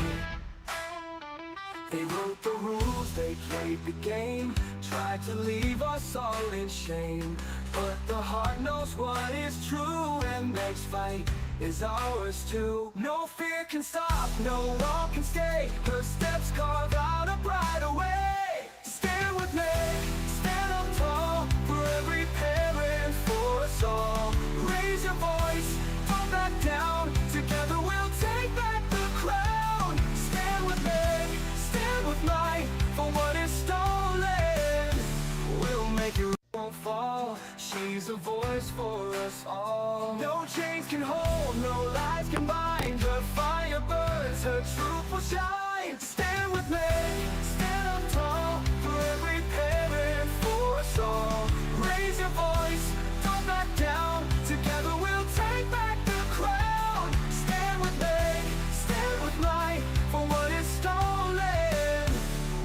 make it right. They wrote the rules, they played the game, tried to leave us all in shame. But the heart knows what is true, and next fight is ours too. No fear can stop, no wall can stay. Her steps carve out a brighter way. Stand with me, stand up tall, for every parent, for us all. Raise your voice, don't back down, together we'll take back the crown. Stand with me, stand with might, for what is stolen. We'll make it, won't fall. She's a voice for us all. No chains can hold, no lies can bind. Her fire burns, her truth will shine. Stand with me, stand up tall, for every parent, for us all. Raise your voice, don't back down, together we'll take back the crown. Stand with me, stand with might, for what is stolen. We'll make it right. They wrote the rules, they played the game, tried to leave us all in shame. But the heart knows what is true, and next fight is ours too. No fear can stop, no wall can stay. Her steps carve out a brighter way. Stand with me, stand up tall, for every parent, for us all. Raise your voice, don't back down, together we'll take back the crown. Stand with me, stand with might, for what is stolen. We'll make it, won't fall. She's a voice for us all. No chains can hold, no lies can bind. Her fire burns, her truth will shine. Stand with me, stand up tall, for every parent, for us all. Raise your voice, don't back down, together we'll take back the crown. Stand with me, stand with might, for what is stolen. We'll make it right. They wrote the rules, they We're back. We're back. Hello, hello. I had a little bit of break. We have Matt Grand is about to come in. Documents sent to him. We are excited to talk to him. If you don't know, he is the attorney in St. Louis that has a RICO in, and I've been wanting to talk to him. So I'm excited he's coming on. And I don't know why we're not streaming on Instagram. I apologize. It says right here that we are streaming on Instagram, but apparently we're not. So I'm so sorry for Instagram people. We are live on YouTube, on X, and Facebook, and TikTok. I'm about to go live again. So let me go live on my TikTok. And yeah, I don't know why it says we're streaming, but we're not. So let me go back live on TikTok. We can't get TikTok to integrate into this system right now either. But people don't realize we're just normal moms here, all trying to learn technology. We had to learn this platform last time. And then this morning I had a tutorial. Still, my team was like, okay, this is what we got to do. They're here, so we got to do that. All right, let's go live. I'll be yawning. I'm tired. I had all this talking. I'm not used to all this talking, surprisingly. Welcome, TikTok. Welcome back. We're back. Matt Grant, right? It's Grant. Yes, Matt Grant is coming in. He is the RICO person that has done RICOs. And hold on. We're getting there. I want to share a little bit of stats with you. Actually, let me go get those stats. So you see this stat right here? Okay. I mean, seriously. 116 people that filled this out. This is what the stats are, that 53% of people do not have custody of their children, which is crazy. So I'm going to go get, while we're waiting for Matt to come in, and I did text him, you guys, or messaged him on Facebook, or commented on Facebook, because he commented on the video. I'm going to go get more of those stats. Oh my goodness, I keep yawning.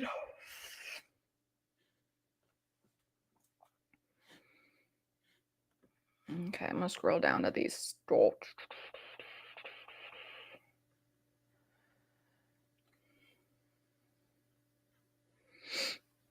Welcome. We're getting into this. This is about the Midwest. Midwest, where's your state? Can you guys share to your state? We're trying to get as many people on as we can for this rally. Is it online rally? The more we show this, the corruption, the more we get numbers on these lives, the better we can show Congress how bad this is, because this is pretty bad with all the stories. We just got off an interview with Sarah, a mother and married woman that her and her husband lost their kid into CPS. And Matt, I just saw you're on here. Matt, can you go and sign the DocuSign, and then I can pull you in over there? So they just emailed it to you. It'll notify me when you sign it, and then we can send you the link. So go over. You did. Perfect. Okay. Let me go look real quick, and then Steph should be sending you the link. If she doesn't, I'll go to Facebook and do it. Oh, I see it. There you are. Yay. Okay. Is Steph sending the link? I'll just go to Facebook and send it to you real quick. I see ya. I'm going to message you. Okay. I'm private messaging you. Let me get the link now.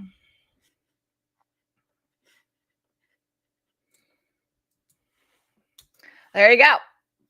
Sent. We'll see you in a bit. Make sure when you go in, you put on your socials so that this can go on your platform as well. So before you go on, make sure you connect your channels. I keep yawning. I'm tired. I'm super tired. I'm so tired. All right, we are in Central Time. Oh, there comes Matt. Yay! Connect your channels, Matt. If you want this to go on your lives, you can. Let me go back over to... There we go.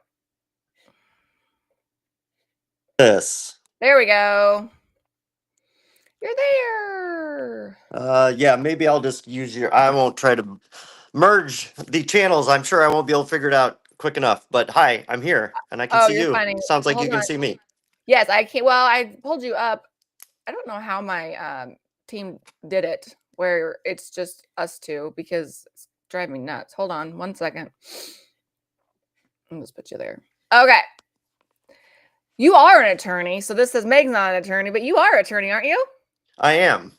You are an attorney in St. Louis. I'm from Kansas City. Hello, neighbor.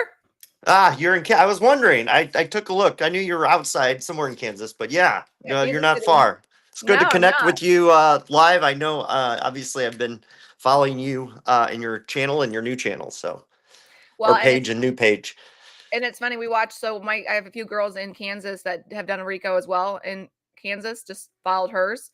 And we all watch yours. We watch all the other ones. So I'm excited to actually finally talk to you. So can you just give me a little background on your history of who you are? You're an attorney. You live in St. Louis, Missouri.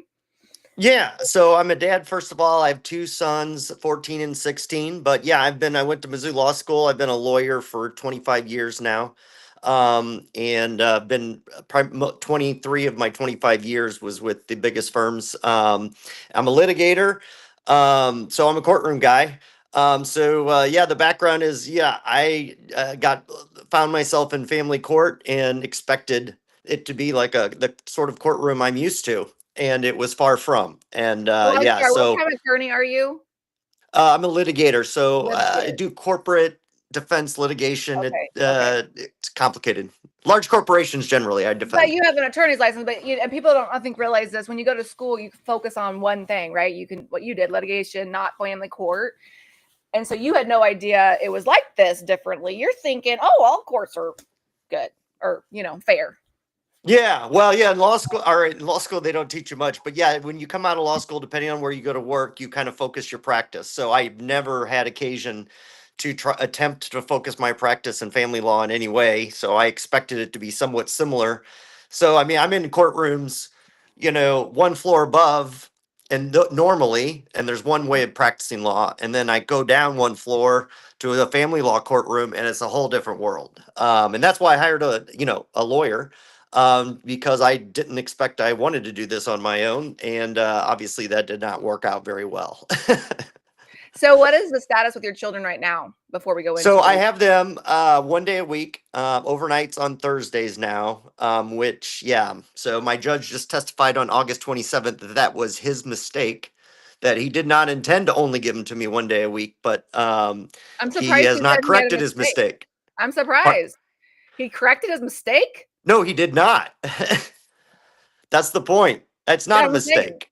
My It's not a mistake. No, and that's what I'm telling people. Like, even if I go to trial with my judge, he won't let me have one, not even a hearing.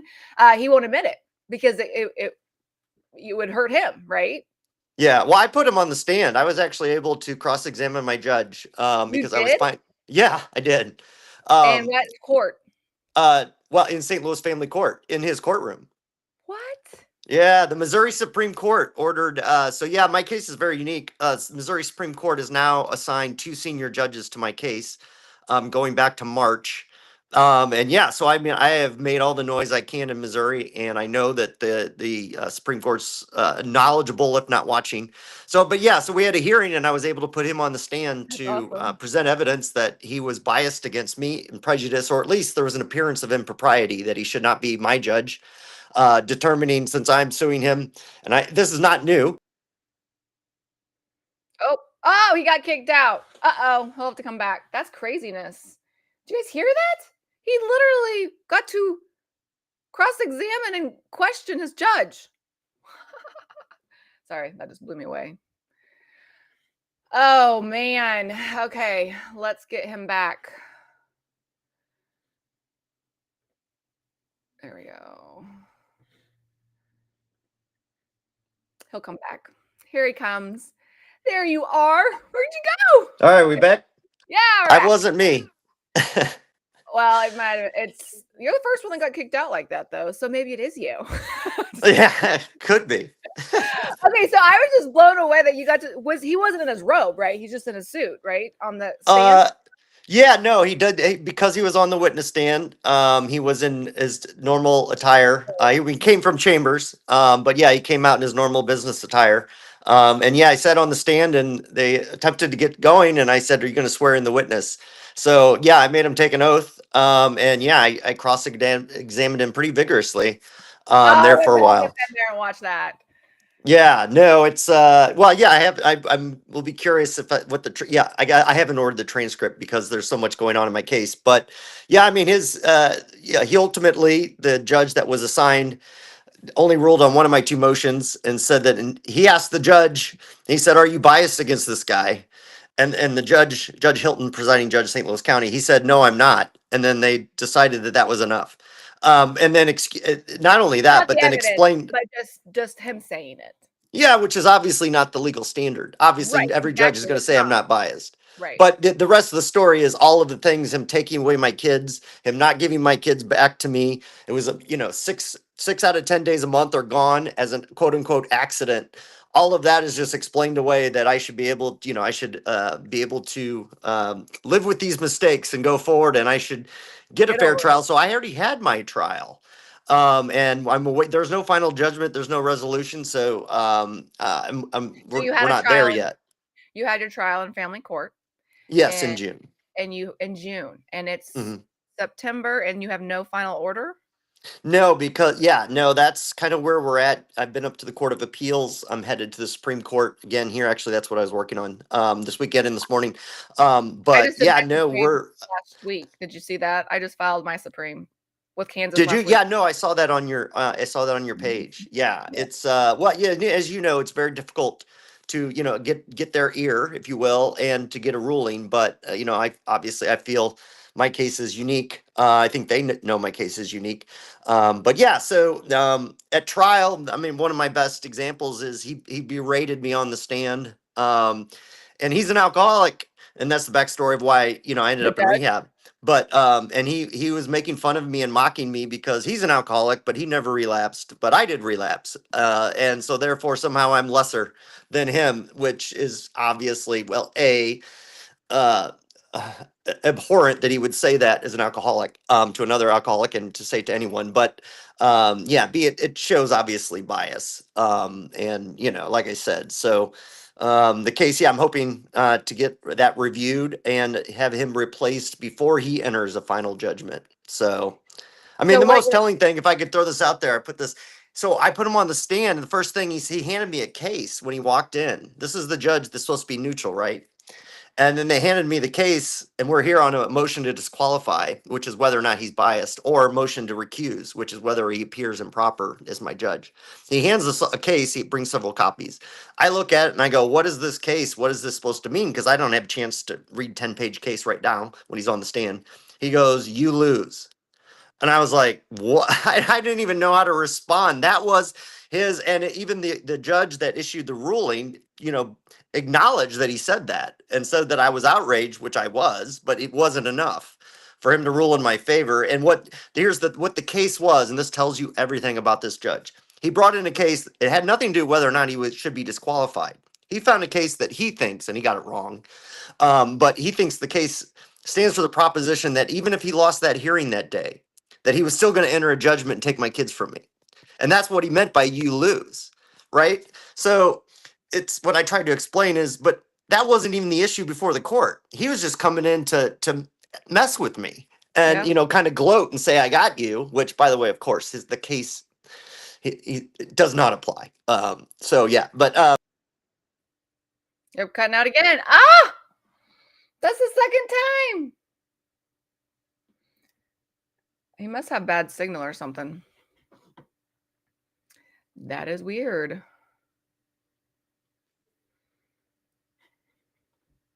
Jeez, what is going on? all right, I don't know. I'm Do you sitting have here, my internet? hands are free, Okay. so it's not me. I don't know what's happening. It's like internet or something. I don't know. It must be the program. I don't know. Could be. But yeah, so anyway, I filed a RICO case against him. Here's my second judge in the case. The first one recused when I caught her in ex parte communication. So my story is very unique. I know we can't go too far can you into it today, explain but can you? So you probably don't know about my show, but I like to stop people so that Good. and let them explain what they mean, so that a normal person that doesn't have a law degree understands. Sure. So what do you mean the judge did an ex parte? The Yeah. second- So anytime, and it was actually a commissioner. So in Missouri, there's both judges, I won't go through all the levels, but there's a commissioner who's not appointed by the governor, basically. So it's the lowest level, and they're not quote unquote a real judge. Honestly, you can always go to a real judge and have their determinations reviewed. But in any event, yeah, it's a long story, but yeah, I caught her in December. Well, first of all, the guardian ad litem told me she hated me, so that's when I filed, which we all knew. But I thought it was really like something about me, my personality or something like that. Little did I know. I didn't know at the time that this is blatant corruption. So I filed that motion to disqualify her based upon that statement, So which is what's very an ex parte? What does that mean when a judge? yeah, and violates that? so then after that is when the ex parte order. So ex parte means a judge talking to one side out There of you the go. presence of the other. Thank you. That's what I was looking for. So yeah, Thank so I'm sorry. So yeah, so on No, I just December, want people to understand the terms, because the more we start teaching people like this, the more they can learn. So yeah, I'm going to stop you all the time and say, "What's that no, mean?" please. Yeah. Yeah, please do. So Go ahead. yeah, I'm glad you explained that perfectly. Good job. I was just trying to give you the backstory because so that was the context in So which you the ex parte. You caught the judge talking to another party behind your back. Yeah, and I was able If to prove it.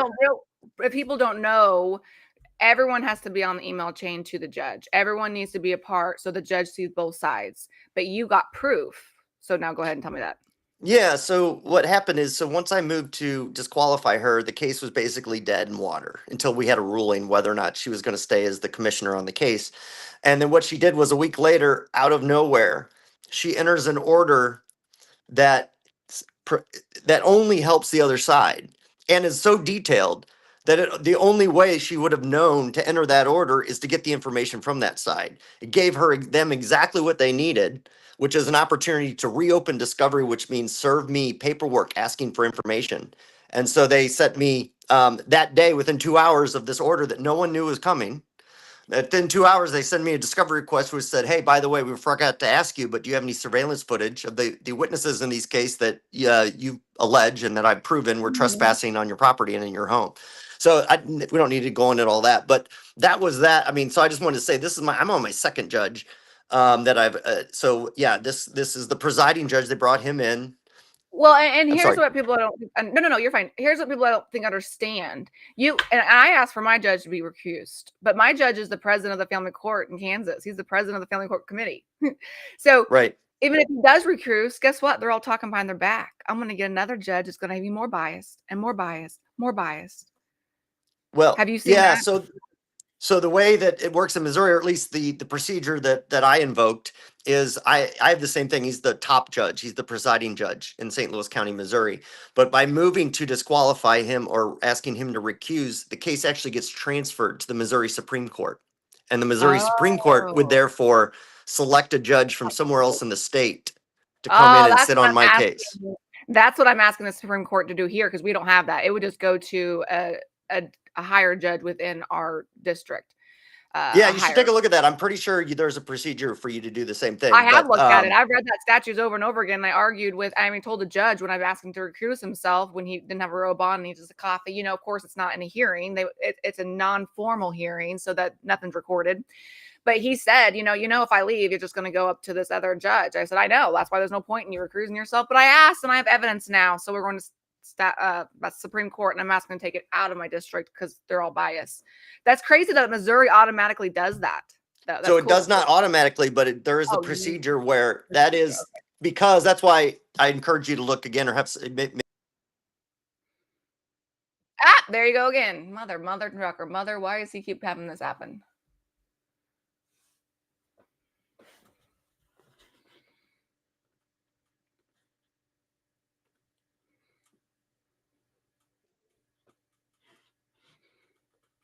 So frustrating. What the heck? I'm back. Yeah, I don't know what happened there, but so anyway, yeah, there's generally constitutionally there's a way to get up and away from. There's at least you can make a request. You don't necessarily get it. You get very little by right, which is or So you're automatically. saying there was a procedure thing that you did within Missouri to get that? Correctly, and that's how I got the two judges appointed by the Missouri Supreme Court. Okay. And that's what the I'd issue love is to look right now. into that. Yeah. Yeah, because there's generally just again, I'm a lawyer, but I'm not giving legal advice here, but there's always a way to change your venue, which is get out of your courtroom and get out of your courthouse, depending on the situation. But yeah, if you're alleging actual bias, which is what I am, then yeah, there's a procedure to do that. So Even if you're stuck in yeah. temporary orders? Pardon? Even if you're stuck in temporary orders? Yeah, you can move to recuse a judge day one. I've done that. Okay. I just yeah, meant but like move it. So I reported the judge. I asked him to recuse, and I reported my judge with the committee, and pretty solid evidence, pretty solid truth of all his corruption, including other people. He has targeted women in my county. But then the committee comes back and says, you need to go to appellate court and do this. I'm like, but I'm in temporary orders. I can't go to appellate court. The own committee doesn't even know that rule. So I think what they're saying, again, I don't know anything, but that's what I did. I went to the appellate court. There is a procedure that you should follow. You should look into. It's called filing a I just writ. went to So that's what, yeah. right. So that I've done is that. Yes. okay. So I went. Yeah. So I did a mandamus in Okay. Supreme Court. What are you doing in Supreme Court? What did you file? Yeah, I'm preparing to file. Yeah, it's a writ of prohibition and in the alternative mandamus, but prohibition would apply. That's really complicated, but in my Yes. particular situation. Yes. So you have a RICO in federal court, correct? Yeah, so all of this has been going on. My case was filed in March of 24, and we're now in September of 25. And so all of this, I've been. Your family court case? What case in March? Yes, yes. I'm sorry. This case that we're talking about my kids. Yeah, your my custody court. case. Okay, yeah. So Mine's so been that's 12 been years, Matt. 12 years. Pardon? I've been in court for 12 years. Yeah, no, it's crazy that I even have a divorce decree. Trust me, I got a divorce decree, $350,000. It was a solid proof, and I'm still in court. Never ever got out. No, there's no explanation for a lot of these situations. Yeah, mine obviously is. Yeah, we were trying to figure out when we're going to get back to 50 so quickly, because you're making movements. You do this quickly because you're an attorney, and so God's using you to make movements in this. Well, I certainly have put in writing that I do believe one way or the other that I'm the right guy at the right place at the right time because, and that's why I mentioned where I used to work or whatever. It's just, in St. Louis at least, and with the Missouri Supreme Court. I mean, I went to law school with one of the Supreme Court justices or judges, and I worked, with a lot of the people that know. I was in the know, so to say, and still am. So anyway, the point is that I bring credibility. Not that anyone doesn't, right? But I'm a member of the Missouri Bar. So for me as a lawyer to say a judge is a criminal and is corrupt is huge. I Right. mean, you don't do Right. that. No one, Right. you just don't do that unless it's absolutely true. And that's why I have not hesitated. And I pointed out, I said, not only is it true, I have come talk to me. I offer. I turned him into the United States Department of Justice. I turned him into the Ethics Committee. I turned them all in. I mean, I know all the routes, right? So I played it everywhere, and there's just thus far there's protection, And you were because on, weren't you on Christine Miller, Judgy Judge's podcast? I was, yes. Yeah, I love Christine Miller. She's another attorney that's just really standing up. And so I was really excited when she told me, text me. She's like, he's coming on. I was like, awesome. Because, there's other people have done RICOs, but it is different when a lawyer steps up and says enough is enough. And you've done that and you're making waves. So it's getting national news, you have a name right now because of this. Well, I hope so. And that, like I said, I'm just trying to do what everyone else is trying to do, right? If one of us can break through and blaze the trail and show how to do it, because then it can be replicated. And that's the issue, is that I don't, the cases, at least I'll limit my conversation to Missouri, but in Missouri, I'm trying something that's never been tried before in the way in which I'm trying it. Right. And he got me again. There he goes again. Why does he keep flying away? It's like they don't want me on there. So annoying. So annoying. There we go. At least he comes back fast. At least you come back fast. Yeah, I'm getting good at reconnecting. It's like, at least you're So, fast now. So yeah, you're doing it. No one has done this in Missouri, right? That's what you were saying before you got nicked out. Right. Yeah. So with the prior cases, without the prior cases and mine, I don't think it will be, but mine could, be a failure. But everybody that makes a run, we figure out, at least myself as a lawyer, I look and see how the courts avoided accountability previously. And then I adjust my pleading accordingly. And that's what I've done. I've looked at everything everyone else has tried, and I'm trying something new that should work. I mean, it has to work. I mean, I know what I'm doing. So I filed the complaint in compliance with the RICO statute and a civil cause of action under RICO. But I mean, these judges have immunity. There's no doubt about that, from a lot of things. The guardian ad litems do not, necessarily, and nor do the lawyers that are involved. But what the judges, and this is the big thing that I know I'm going to run across, in my case, well, we won't get into all that, but the judges are still subject to injunctive relief. So that's basically what the court system says is you can't ever sue a judge for money, and you have to count on the criminal authorities, to enforce. In my situation, why isn't criminal RICO being pursued? And I have my opinions on that because I've reported it to the people that would file such a claim. But yeah, so the issue is, well, I can still go to the federal court and say I need injunctive relief. And saying, listen, the constitutional rights that I am, as everyone else, guaranteed by the United States Constitution, are not being protected in the state. And therefore, under the supremacy clause, not to get too much into the legal jargon, but sometimes the federal court has to step in and protect people at the state level. And that's what I'm going to ask the federal court here in St. Louis to do, and have asked, and I'm still in the process of refining that approach. So, I went to DC in February. I don't know if you know this, and I decided on Sunday to drive. And I slept in my car on the way home, but I drove there out to DC. I met Rand Paul, and I also met Eric Schmidt like 3 times. I kept running him in the hall. I talked to him. I'm like, I'm back. He's like, hi. And then Kennedy walked by me. And my mother is a mayor in Missouri. And so she talks to Josh Hawley's assistant a lot. But yeah, so I think we need to get the legislators moving more in Missouri, because I still have court in Missouri. I have trial actually September 19th, second trial with my ex. And I had to put his wife on the stand and cross-examine him. And now when I have court again on the 19th of this month, I have to cross-examine my ex, which was abuser and stole my children. So I have to act very professional. But yeah, if you ever want to get the movement more with legislators, I would love to help you with that. I love that part. Yeah, I mean, that's where it has to go eventually, right? I mean, it would be great if that would launch now, but at least in my situation over here in St. Louis, and it's a political game to some extent, unfortunately. But until someone breaks free, or here legally, which I think, or here we create a movement, if you will, enough momentum. I think it's, I don't know, fortuitous. Well, I feel like there's like hot spot. St. Louis is a hot spot, of corruption. Johnson County severely is. Orange County is really bad. Then you have North Carolina. I literally can tell you almost all of them that are just hot spots where it's just like, and all these people are getting screwed. Right. So yeah, and we had an issue in St. Louis in the juvenile court where the federal government did step in, and the Department of Justice stepped in like 15 years ago, and they need to do it again, but not in the juvenile court, but in the family court. I know. And yeah, and that's what we're trying to do. But to the point is, yeah, in St. Louis right now, I'm joining your efforts such as yours and others. I've been talking to the other folks around the country that names you would know. But yeah, we're trying to align and create. I'm doing my part, I guess, to create momentum. I'm pushing out my Facebook reels and such. I don't know what I'm doing, but I'm paying to promote them, my own money to get them out and turning them into ads and trying to get this exposure. Because if there's public pressure, something's going to have to change, whether it's legislature or otherwise. Right. And I'd love to see your stuff. I know I saw that we were friends already on Facebook, but I don't get on Facebook much or Instagram or TikTok. I literally just post and get off because I'm so busy, or respond to comments or, look at my messages.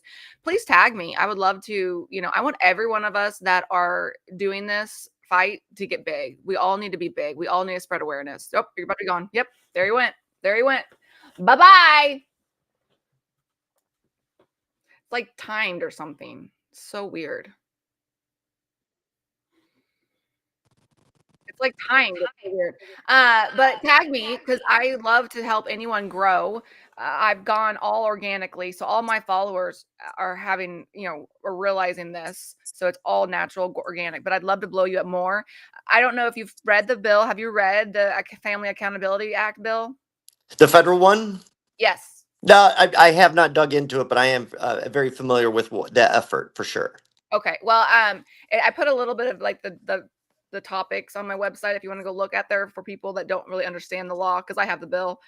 But my goal and prayer is that we can all come together in October, the third week of October, mark everybody and just support this bill, because I support Robert Garza's bills. And so you and me, like, you don't have an agenda right now. I don't have an agenda besides just my I feel like I'm the marketing person of the family court. I support anyone that's trying to get rights for our children. And I love all of them. But I'm supporting Francesca in that, and we have a big organization that's coming in to help support her. So my prayer is we can raise enough money that we can rent out this whole hotel. We can all meet each other. You can get up and speak. They said we can have the whole conference area, and we can meet everybody. So this is just something I started talking about online here in the last day, but that's my prayer, is we can get into front of Congress, be at the table, and say enough's enough. For federal wise, and then I support Robert. So I don't know. Think about it, pray about it, whatever you do. Oh, sure. Yeah, I was just gonna, by way of example, I drive because I'll drive there. I'll drive through St. Louis. We can follow each other. We have all our windows. We're heading there. Family court needs to be changed. Again, I'm like a cheerleader. But I think that more and more people are like, please help, please help, please help, please help. Me too, me too, me too. I mean, I get thousands of messages, and that's where this rally was trying to show how many people are hurting. Because we need to show that. And that's my agenda, is just to show how many people are hurting. And I love that you're trying to get big. You're paying to get big because you want exposure. So I will always share anything that you do. I don't make money on TikTok or anything because I share stories. So if you share I don't make it either. I know. If you share stories, then you don't make it kick you out. You can only do like 5 people's stories within a month and then kick you out. So I don't care. Is that right? See, I don't TikTok, my kids know, I don't know. But I'm a boomer, so I guess I do Facebook, which makes sense. But I do all of them. Yeah, but I was just gonna say, like, the St. Louis rally got exposure, made it on the news locally, the major network. I think it was the CBS affiliate. That? Pardon? When did you guys have your St. Louis one? It was just yesterday. It made the news. Yeah, I've been so busy doing that. Yeah, it was on the news last night. So yay! That's awesome. So that was great. And then I was just gonna say that there was a gentleman named Ted that drove down from Chicago who I connected with through somebody else. Cause I'm trying to figure out who's who in the country because there's so many of us advocates. But I was connected through a couple of people. I talked to Dave Weigel on the phone last week, and we were doing all this kind of stuff. And we're talking about, it's all trying to coordinate. But I just thought it was interesting. I thought I'd share that, this gentleman went through all the effort, Ted, to drive all the way down from Chicago. I mean, that's a five and a half hour drive to come to our rally yesterday in St. Louis. So, and I've been talking to him because I got connected to him through the Hurt Twins group, which has 1.2 million followers. So I'm trying to, he's been great. He's helping me behind the scenes. So yeah, just trying to get the right people connected to get the movement right. It doesn't matter. I don't, I'm in my little world here in St. Louis doing what I can, but yeah, we're all kind of have a common effort, right? A common cause. We all need to support the children, period. You have one other people that are trying, but they only support women. You have one that support men. I support any good parent. I support any good parent and have the rights for the children, and I support all of that. So yes, I'm trying to bring everyone together. No haters. I will not allow any negative on my page. No mean. I don't chew anyone out, even if I disagree with how they are. I'm not doing it. So I'll share your stuff as much as I can. And I'd love for you to get big. And I'm really glad you came on. It was because Volpe was on a little bit ago. I don't know if you knew that. I saw that. I checked. I was watching before I got on. So. Oh, good. And then I interviewed Richard the other day. And so I have a few more awesome shows I'm going to do. I'm going to send this to you as well, so you can put it on all your media as well.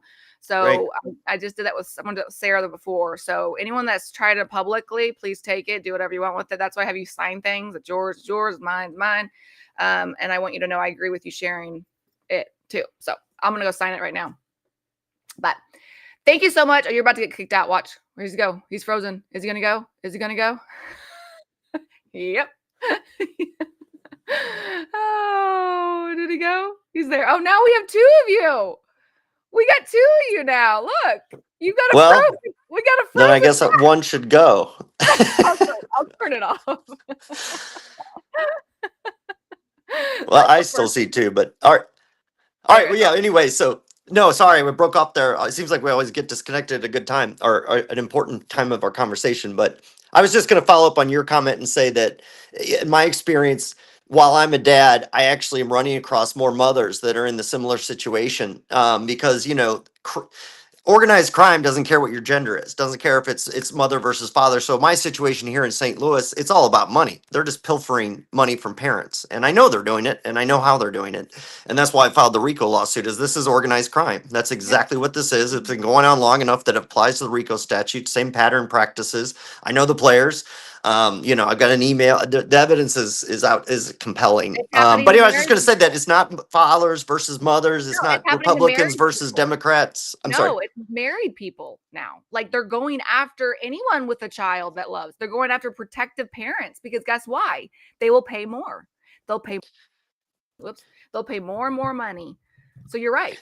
Well, I mean, I don't know in other situations, but that they get to see your financials as soon as you're party to the case. And in my situation, I was they went after me. They chose me. Well, obviously, and I was the defendant, if you will, or I'm actually the plaintiff, but long story. But in any event, yeah, they pick and choose, and it's unclear how they do it. But once they've made their selection, it's game on, and in their mind, game over. And that's what they told me is that you're not going to ever win. You needed to settle. And I said no. I'm a lawyer. I know how it works. This is wrong. I know how to work the system. Not work the system. I know how to file pleadings within the system, and I know how to do the appeals, the writs, all that stuff. And now I'm in federal court where I practice anyway. I'm already admitted in federal court. So I intend to see this through to the end. I told him in my most recent, I said, I'm not going to go away. Even if you bounce me on this case, then I'm just going to pro bono represent the next victim and bring it up on a different approach. I mean, so I'm in this, because again, we don't get, but yeah, I mean, my career has certainly suffered, and it will suffer for, you can't do this without sacrificing your career as a lawyer. That, it is what it is, but, I told him on social jeopardizes your career. Cause my job, my ex and his posse contacted my work and said, do you really want someone like this working for you? So it's horrible. I mean, there's so much behind the scenes. it's not easy. I mean, yeah, for me it was, and for you as well. Obviously, for some of us it's a no-brainer. You have to do it no matter what. But yeah, the blowback and the cost. Like I said, I had my kids, 10 times a month, and then when I started this, now I'm down to 4. And now they're recommending that I go down to 2, because I'm doing all this. You're And speaking out. You're standing up. yeah, You're it's exposed. outrageous, and it's clearly retaliation. But I mean, I just need a court. For in my instance, the Missouri Supreme Court will have the opportunity, and I hope they take it, to acknowledge that you don't have to agree it's corruption, you don't have to agree it's retaliation, but you have to agree that there's something wrong here. And this guy does, this guy in this case, and his kids deserve, a new judge to take a look at this, who hasn't been alleged to have been a criminal. Because that was Right. the question in my trial. They said, "Do you want to apologize for the judge for calling him a criminal?" And I said no. And at that moment, that's the guy who's going to tell me how often I get to see my kids. And so, yeah, of course, there's appearance of impropriety. You can't have that. I mean, of course, I'm inclined to give in and say, yeah, I'm sorry, and I shouldn't have never done any of this. But no, I'm not going to say that because it's untrue. So yeah, I'm paying the price, and I'm hoping a court sees that, and at least sees that the situation is wrong, and that we need to bring a fresh face in, a new judge to take a look at it and say, hey, this guy. I went to rehab for 30 days quick, and it been blowing in a breathalyzer 3 times a day for 18 months now. And I have my kids once a week, and I had them 50-50 since the day they were born. And I Right. did everything for them. It's just Right. outrageous. Yeah. Right. Well, and I went 80%. I mean, I haven't seen 4 of my children in over 19 months now. I had a wonderful week with my kids. You're gone.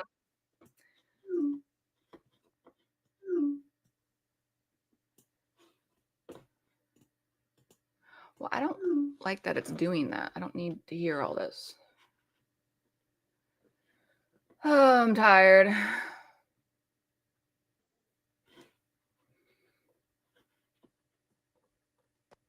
right, I don't remember where we are. I'm getting tired. But Sorry. So yeah. But anyway, so I was.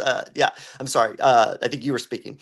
I don't know. Remember, my brain's fried. I've been doing this since 10 a.m. and then I did it late last night. Yeah, and- no, and thanks. By the way, thanks for your efforts. I've been watching your page, and not just you, but everyone else who's been getting out this kind of national this weekend, kind of rally protest. Because yeah, I mean, the more momentum that we can get nationally, creates pressure everywhere. So, and yeah, and I'm working behind the scenes to do other things with other publications. like I Meeting was. with meeting with journalists, and trying Yes. to do what I can. Yeah, Like Volpe was talking about the fact of trying to get our legislators to have committees like Arizona's doing, Idaho's doing, and I love that for Missouri and Kansas. So that's another movement we got to work on. right. Yeah, there's so many But we just things want that our need to be kids. done. We just want access to our kids. And we got to work this hard to get access to our children. Yeah, well, and here's the thing. I guess my remark to that is it's very difficult to figure out how to solve the problem, right?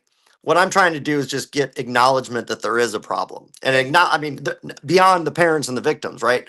I need a judge or legislator or somebody to come in and say, yes, we see it's a problem. And Right. thus far, this is my opinion, they're hesitant to do so because of the blowback, right? So if you acknowledge that the St. Louis County, the second largest court house or court circuit in the state of Missouri, if there's something wrong there and potentially corrupt, I mean, the ripple effect of that is enormous, and there's no doubt Right. about that. But it's the lesser of two evils, right? We still have to, let's fix it. It's going to be Right. painful, but the alternative is to let this continue, and that's just unacceptable.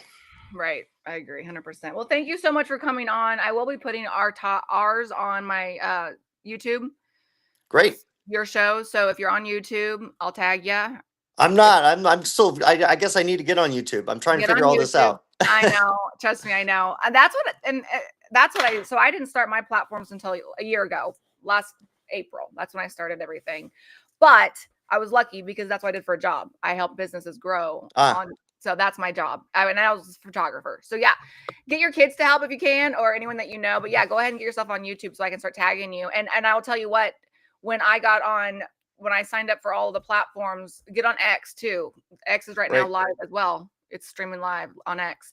But that's that's great. I didn't know that. Yeah, there's where all the legislators are too.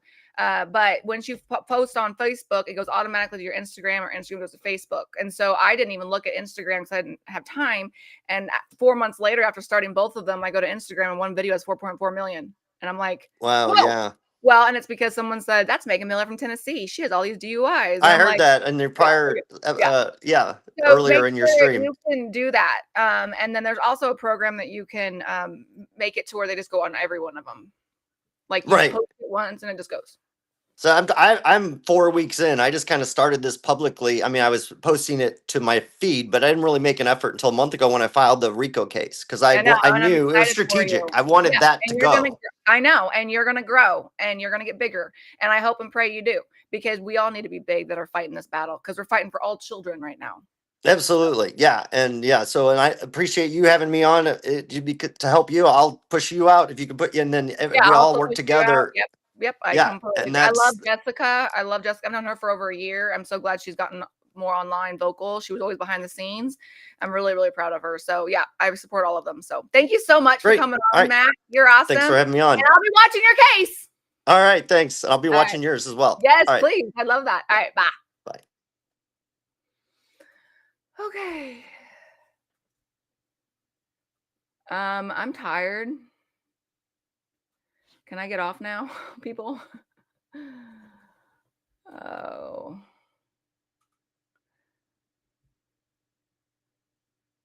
Well, John, I don't know who you're talking about.